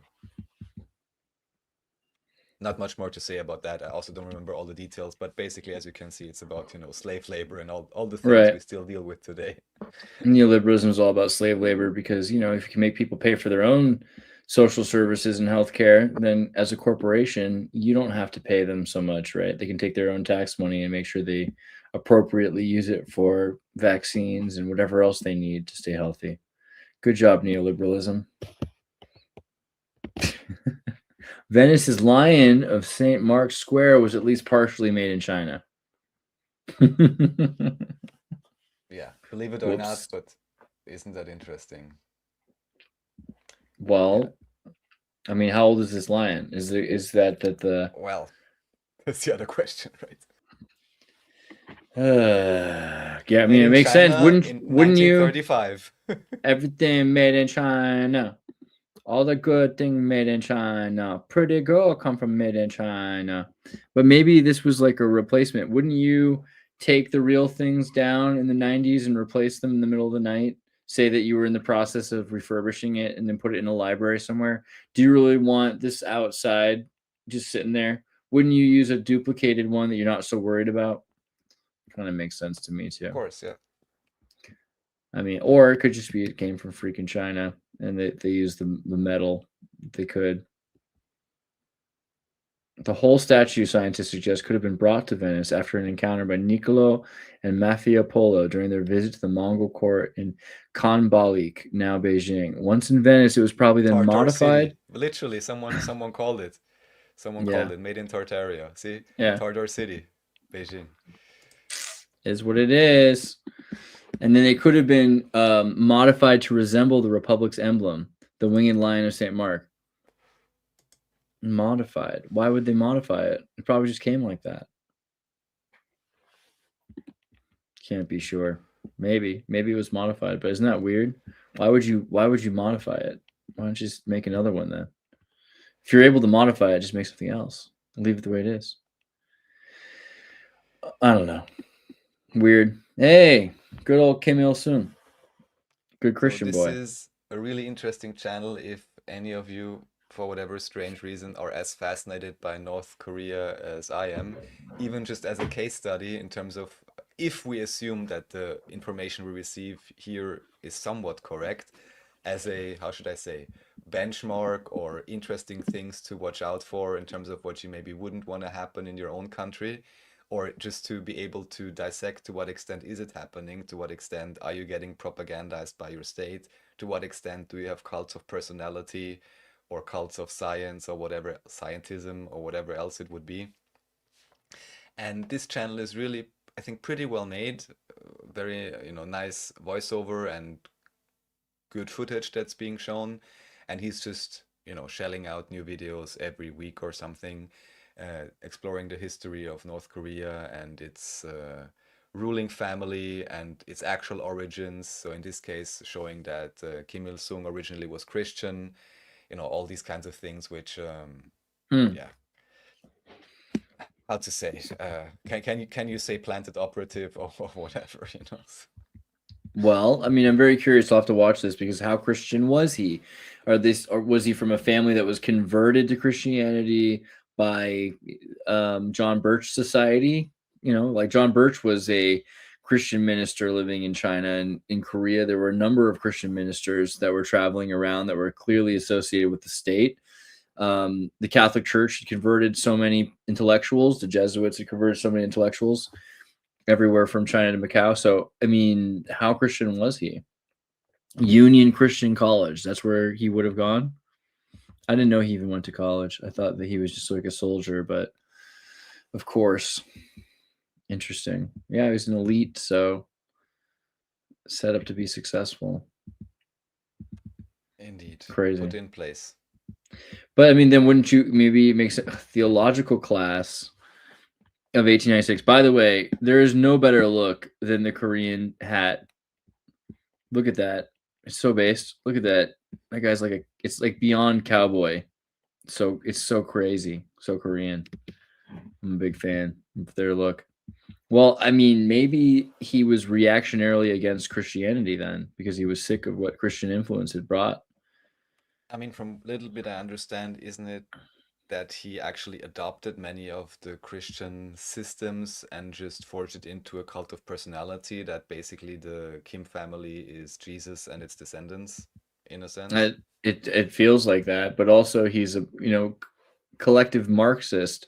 So Marxism is very against organized religion and reactionarily against Judeo-Christianity. So I don't know. I mean, I was under the impression that he was against Christianity, even if that then is the replacement of making himself Jesus. Exactly, yeah. Only because it's a competition, I guess. A would-be competition. Mhm. All right. This is going to be worth watching. So everyone check this out. Kim Il-sung was a good Christian boy. I'm going to save this and watch this later for sure. Let's see here. I am following a channel by a North Korean defector, and it's very interesting to hear personal accounts of what is going on there. Channel's name is Hanaya. Okay. Let's go look up Hanaya's channel really quickly here. It's at Hanaya21. 21. There we go. Yes.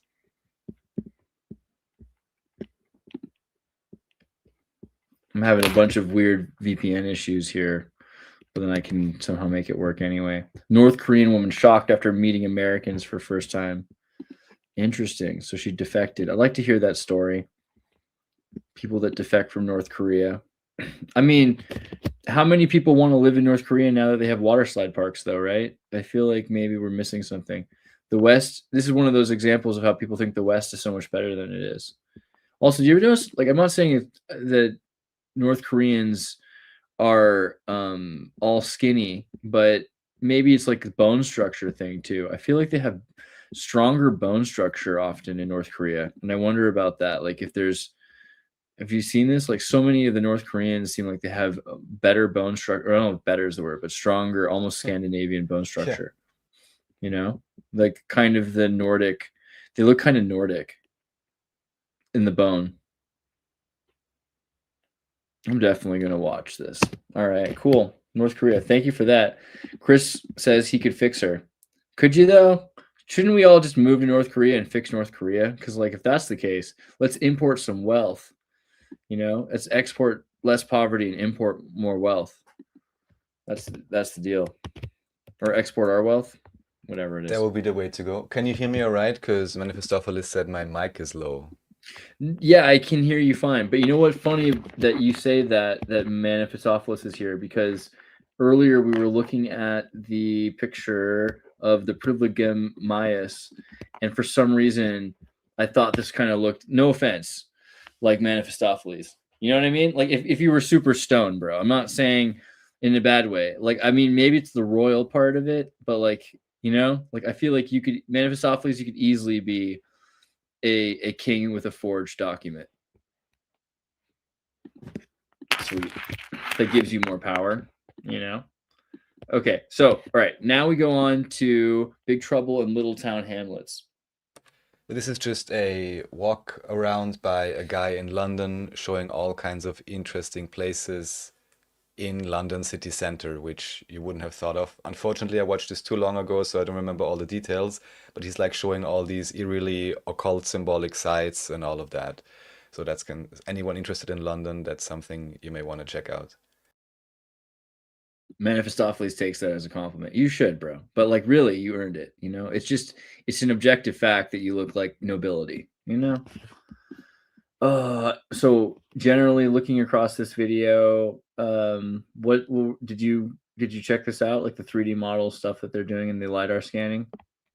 Yeah, I'm pretty sure I watched it, but I don't remember enough of it to recount. No, it's too long ago. You know, the list has been growing for months now. So Well, this is a cool idea. We should do this. We should just take Google Maps and do VR simulations flying through there to look at some of the buildings. I've noticed in places, for instance, in the major parts of cities, they don't destroy the outer walls of the buildings, and then they build some new building on the inside of it and underground. So this would be an easier way to see that. If you fly right over the tops of things, you can see what in the center. Yeah, look at that. He's like showing off this. Yeah. So this looks cool. All right.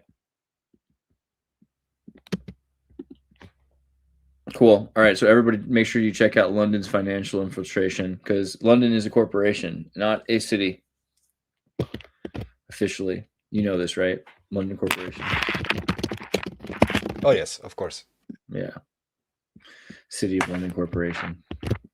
Okay. Coded history. To go far, yeah. How the past was reshaped by Michael Anthony Alberta. Just to point out, we've interviewed him as well, and anyone who wants to hear more from him, and just because it fits the topic of falsified history, and one of the few individuals that we know that's actually an independent researcher and Dude, made he's up his swole own too. mind. I mean, So, he works out, you know what I mean? And he lives in Colombia, and he's pretty cool. He's been seeing a lot of things that a lot of people haven't seen. And it wasn't his original way of thinking about the world. This is just sort of what's happened from looking at it. And I can relate to that quite a bit, where he just started going to these places and deconstructing the like seeing that what they're saying obviously can't be the case, you know? So pretty cool stuff. Yeah, check that one out. And yeah, then his book is called Portrait of a Spy Master. And this is something where I honestly even forgot why I brought it up. First thing I want to know is what's the first thing that comes to mind when you look at this individual? well, There's the name is good. Yeah, right. Andreas. So yeah, unfortunately I completely forgot why I had noted this down. I just wanted to show you, to ask if you know anything about this individual. Interesting No. relations with Nietzsche. Here you see it. Broad array of distinguished thinkers, including Nietzsche, Freud, Rilke. Yeah. Anyways, we Dude. can just leave it right here. People can Being look friends at with it more. Rilke is pretty good. We should do an entire 2-hour on Rilke sometime. I feel like not enough people talk about Rilke. That's probably, if there's squad goals, if there was one person I would time travel back in time to go backpacking through Switzerland with, come on, easily, hands down, it's Jesus Christ and Rilke. Like, bro is, I would say people know more about Rudolf Steiner than they do about Rilke. We need to really go deep on Rilke. But okay, I don't know. She's from St. Petersburg. I don't know enough about her. I'd like to. She's a Finnish Jew. Interesting. Now I really want to know more. Her parents were actually French Huguenots in northern Germany, so she wasn't really a Finnish Jew. Ironic. Okay. Born into a Protestant family, Reformed Church, Orthodox Protestant pastor, she refused to be confirmed. Officially left the church at age 16, but remained interested in intellectual pursuits. Don't say it, Is that Andreas. Don't say it. That was my thought when I look at all the pictures. You can't say it. I No, don't know, can. bro. I mean, I don't know. I don't know. But yeah, that's a good one. maybe. Maybe. I don't think so. Actually, I'm gonna take the hot take and say she's not trans. Is that crazy? I mean, I like it. this picture is really good. Keep the discussion going. I like Nietzsche just standing there, kind of like Jimmy Durant, like, "Hiya, habada, habada, habada. I got a woman in a wheelbarrow." It's not the face I expected him to make. That's pretty crazy. You think so? I think she just looks kind of German. Sometimes these Germans get this like wide, That's true. that wide cheek stuff going on there. Maybe. I'll let you all decide, because truth is really a democratically derived process. If everyone feels one way, then that must be true. It's like Schrodinger's transgender penis. You can probably make it true just by believing. It's like, if you want to. That does kind of have that. There's something kind of phallic about that tombstone. And even if you look closer at the tombstone again, you had a picture zooming in. Mm-hmm. Maybe next one, yeah. So here, what I also find interesting here, it says Friedrich Karl Andreas, and then below it just says Lou. I mean, what? I don't know. Was Friedrich supposed to be her husband, or what? Or who she married? I guess something.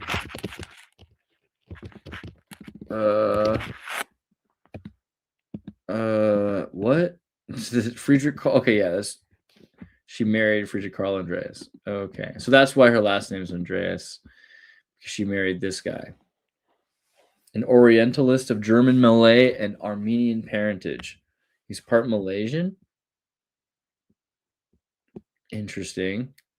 He received his education in Iranian and Oriental studies. Born in Dutch East Indies. See, these are the kinds of people we should be studying. I'm going to get into this guy. I don't know anything about Friedrich Karl Andreas. He looks pretty based. He could speak Aramaic and Sanskrit. I mean, this guy, dude, we need people like this in our life. Okay, so we'll look into him later too. But we're not sure about her past. All I can say is, regardless of her gender, she was probably pretty fascinating if she was friends with Nietzsche and Rilke. Probably cool. So I'll have to do some reading. Do we have any quotes? Can I go to her name and type quotes? And poetry is something in between the dream and its interpretation. If you have no more happiness to give me your pain. Believe me, the world won't give you any gifts. If you want to have a life, steal it. I like it. What does not engage our feelings does not long engage our thoughts either. The optimistic nature finds joy in the very feeling for life. The pessimistic nature finds a feeling for life only in joy. Okay. I think she's cool. I'm going to have to read her a lot more. And yeah. Thank you for bringing her up. So then we got to CK Judica. Yes, this is the pretty much last section, except for the parody.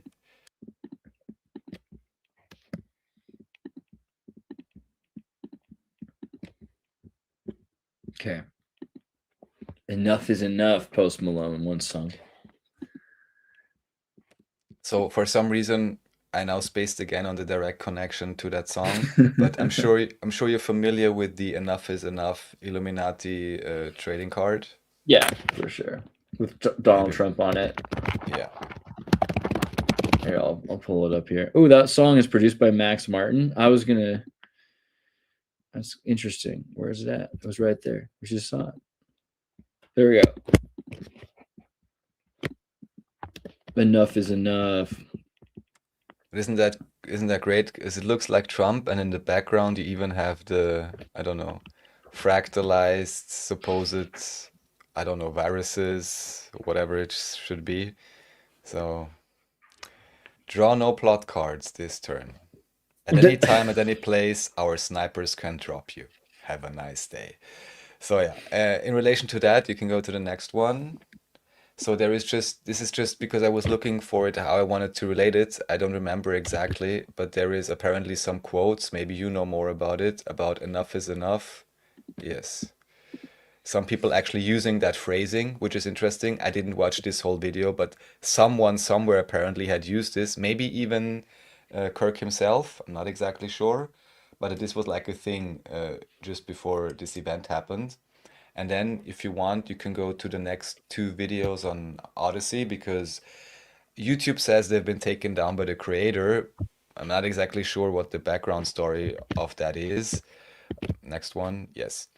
So just, I'm not gonna talk about it too much. People can believe whatever they want. If something is so highly publicized, there's a lot of big questions, and these were just two videos I quickly pulled up, or basically I searched for them again on Odyssey because they're not available on YouTube anymore, where you just have this investigation into what extent this whole thing actually was staged, to what extent what actually happened to the guy, and so on. There's many, many, many, many, many, many, many questions. But I'll leave it at that. I just wanted to reference it again for people who want to look into this deeper. And then, so you have this video, the next video, and then on Yahoo. Of course, here you have the connection with this Kabbalistic bracelet. Yeah, these videos were taken down from YouTube. Maybe you want to move on, because again, there's too much to say about this, but I won't get into this now.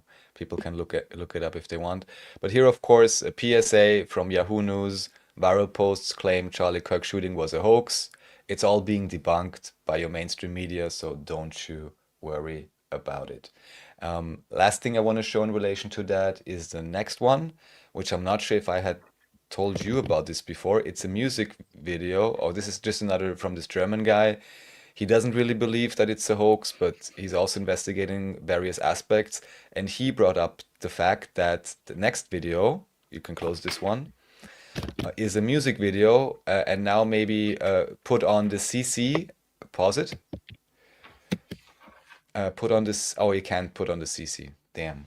On like second 10 or 15, when he's walking up, he's walking and he's literally saying, oh my God, or oh my aorta, for whatever reason.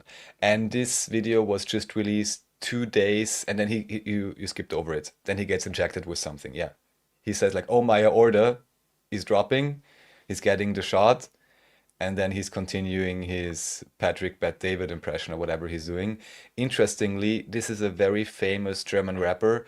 Through Trau keinem Promi, the channel we just showed, I was explaining how there are certain very strange background connections between German and American media moguls, and potentially very shady and even abusive relationships in the background. I won't repeat all of that right here. But what is interesting is that this music video was released like a day or something after the Charlie Kirk situation. And it's interesting that he's like saying, oh my aorta, he's dropping, he's getting the shot, and the video was dropped just a day after this whole thing happened.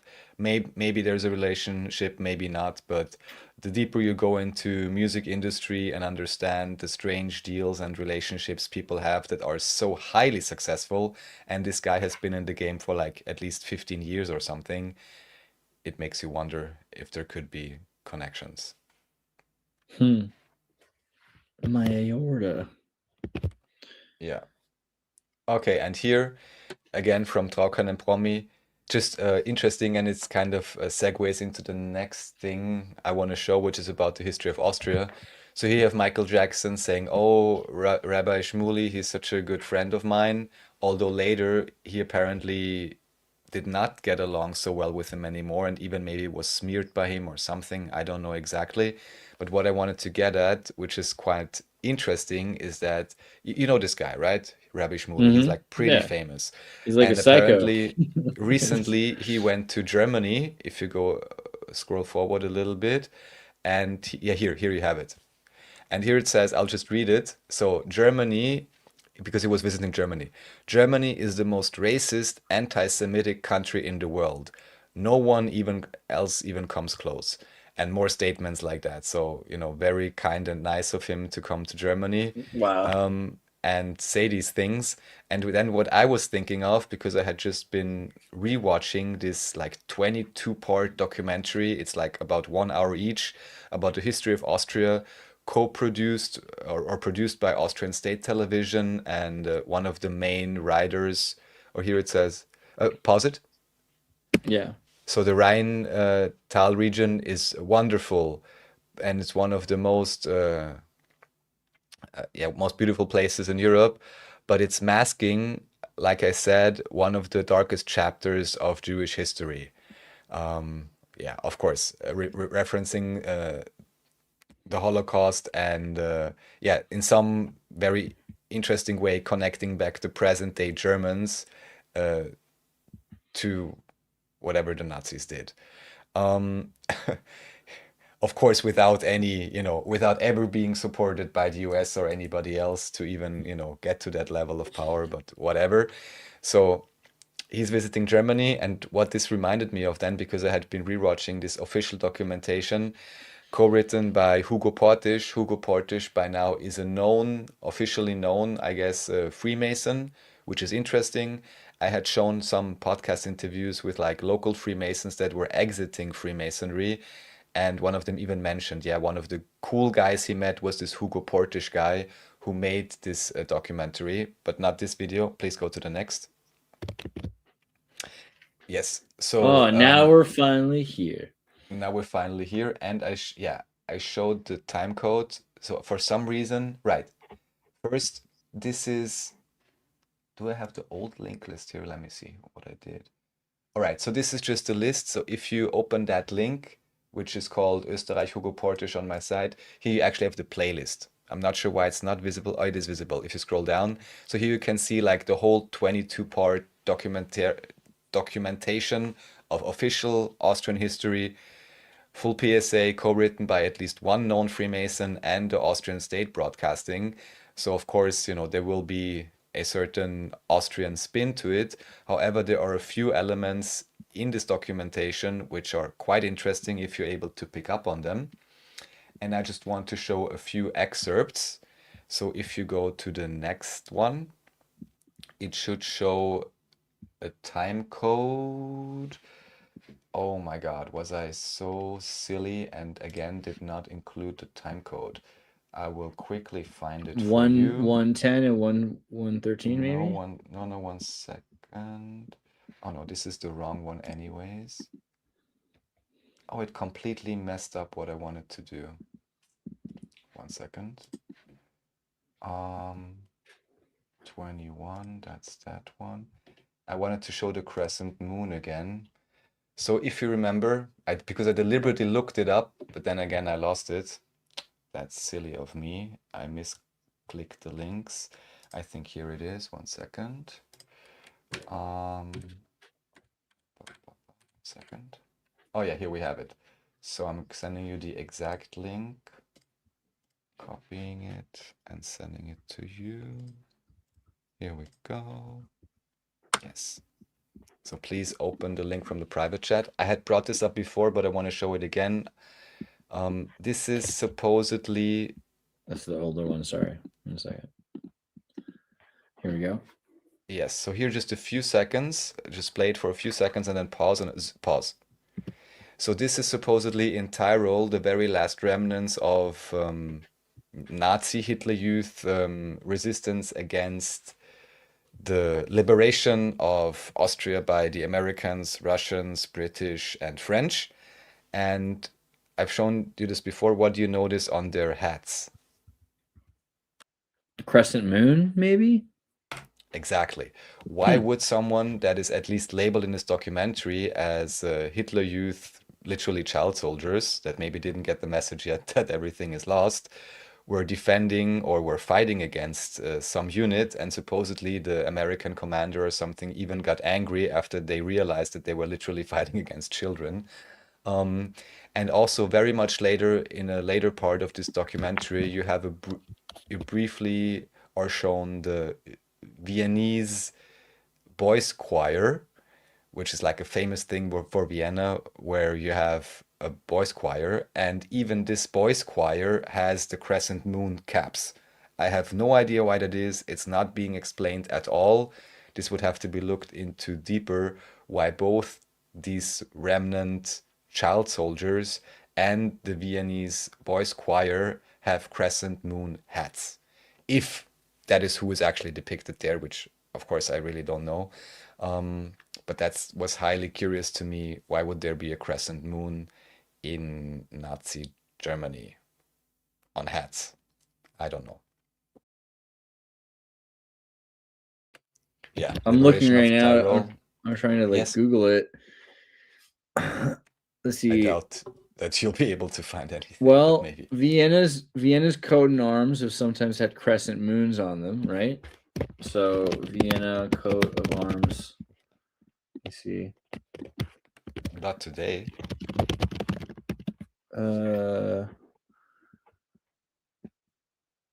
What's this one for?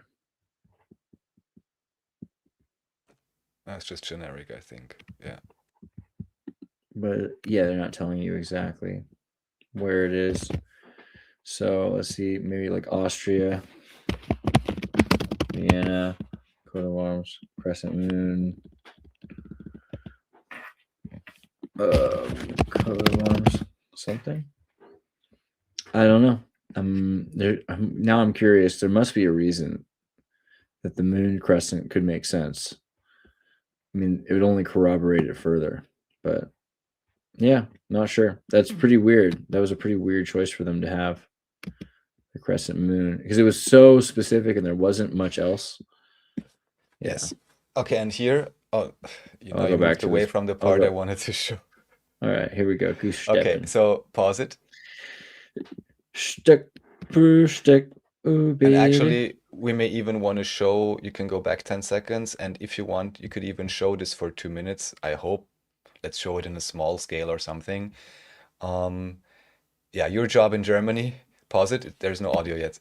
This would be what the American soldiers were shown when they started the liberation/occupation of Austria. And this was like the official training video they were shown for the deployment. In the history then, there was a period where there was a strict ban on fraternization. Then that was being changed again, or apparently different Allied powers had different rules of how to interact with the Austrian population and the Austrian government. But this apparently was what was initially being shown to American soldiers. Do we have the audio? Because I think it's actually original English. Here, I'll tab it up. All the reason why I'm pulling this up is I thought, oh, could it be that Rabbi Shmuley, this is like still the information that he's got when he was visiting Germany, or the, whatever, his guideline when he's thinking of Germany. Trained to hate and they have been trained to hate and destroy.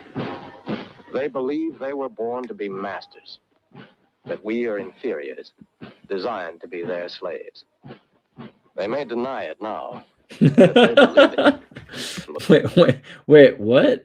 Wait, they may deny it? Why would they deny it? This is what?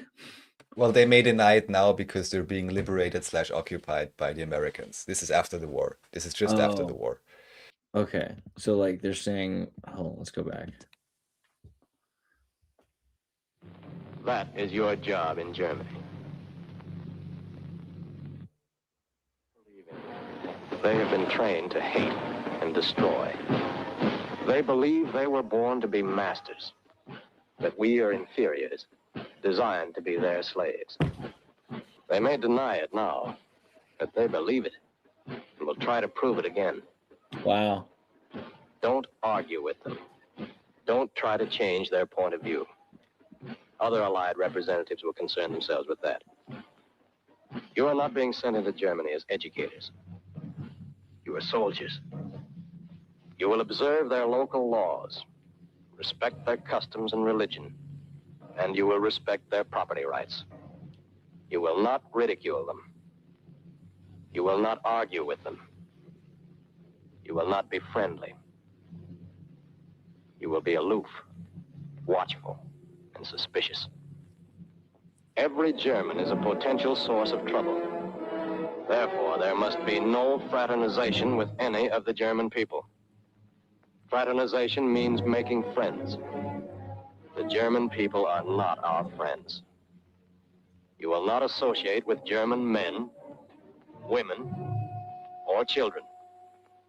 You will not associate with them on familiar terms, either in public or in private. You will not visit in their homes, nor will you ever take them into your confidence. We are determined that the vicious German cycle of war,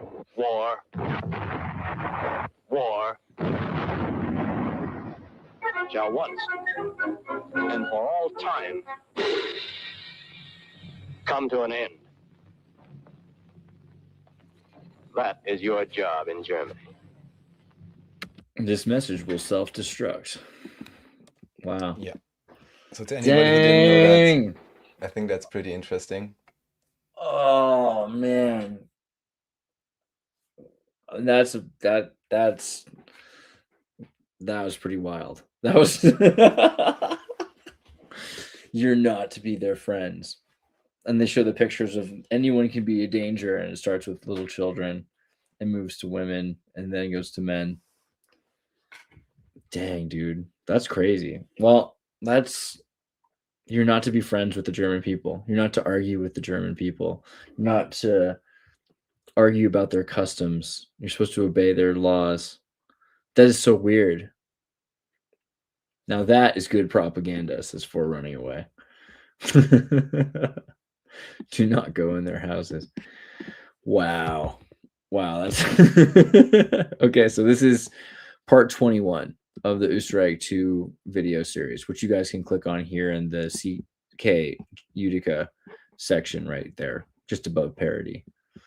In the straight up reel. I'm gonna save this guy because pretty sweet. Report for being awesome. How do I zoom out my page here? I just want to save the page. No, it doesn't let me. Oh, it's a download thing only. There's no way to save. Oh, it's made for kids. What? How did this? I was wondering why there's no comments and so on this. I didn't get that. That's crazy.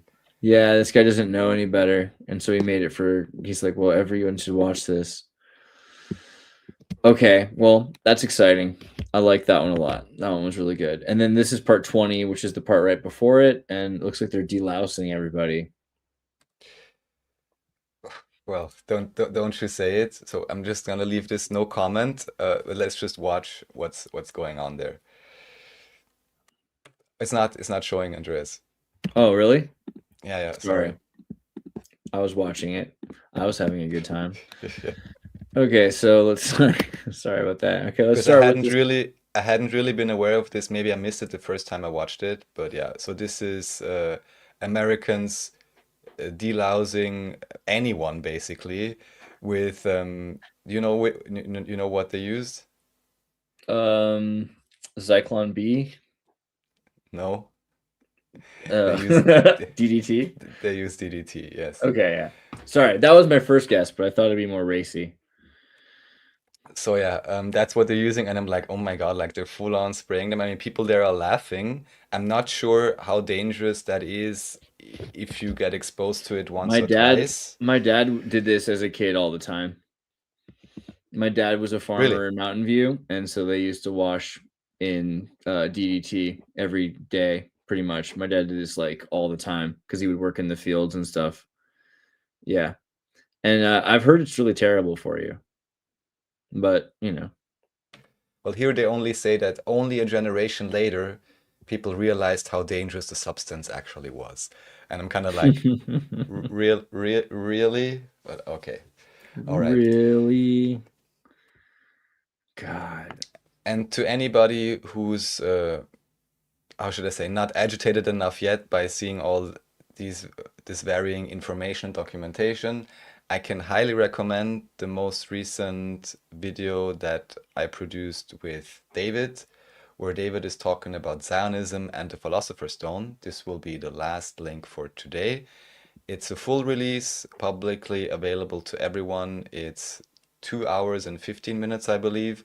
And he's deeply going into what Zionism actually is, especially also in relation to what religious or socio-cultural systems actually achieve a replacement rate, at least currently, and also how, in a very interesting, strange way, Zionism and Sunniism may actually be, in a way, two sides of the same coin. So I'll just leave it there. There's a lot of information in there. Also, there's a lot of images that David put in there. And all I know is that currently, at least on Facebook, he's actually, how should I say, speaking out both against Israel and Iran, interestingly enough. So I can't claim to be on the bottom of this and understand everything completely. But That I can sounds like definitely Bernie, doesn't recommend- it? What if Bernie? Is that you, Bernie? I wouldn't be surprised. Yeah, okay. Excellent. And we're going to do a show with him pretty soon also. David Ewing Jr. live on Xirtus with Raph, hopefully, as long as Raph's free. Probably the next day or so. Well, won't be sure until it happens, but that's on the horizon. So watch this first. Learn about Zionism because it's pretty important. Here we have our crescent moon, which of course may be one of the, connections, Germany and Turkey and Ottoman Empire. People can look into this themselves. Also, of course, check out the various videos with David on your channel and on my channel. And the very, very last segment we have is just some parody.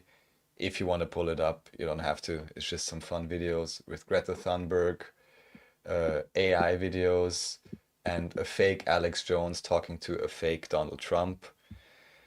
I mean, Oh my God. yeah, it's a lot of that's pretty splashing cool. and angry. How dare you? Dude. Man, they really trained her face on Down syndrome, though. That poor kid. Whoa. This is yeah, you can only imagine what people are doing with their spare time with AI at this point. Just processing all the dark stuff in their heads that would otherwise be just really bad dreams. It's becoming generative art. Yeah. All right. Well, these are the links, folks, and you can find them at Comency.at, the website where it's at. You just click on here and you can go to the log, and right here on the log, you can see it's You don't need to by search date. for it because it's right in the description along with the support links. If you would be so kind to support us, if you have access funds, which few people do, but some people do, and can greatly benefit. Thank you so much, Andreas. Thank you everyone for watching. Once again, welcome to the new Gregorian year of 2026. Also in what, an hour or two, I've got a show with Facing North Astrology with Noah Campbell, where we're talking the Canadian astrologer. So it'll be like a call-in show using F-Chat. So go ahead and find yourself to EF Chat and log in, and then go to the Xirtus, and whatever you can put in your star chart or something you want to ask about astrology, and he'll answer all of the questions. It's pretty good. He's pretty good at what he does, so that should be fun. But yeah, thanks for being here. We'll see you guys next time, and we're glad to be back for 2026 for another year of NEUROPA. Thank you, Andreas. Thanks, everyone. Have a most wonderful time. Catch y'all next time. Ciao.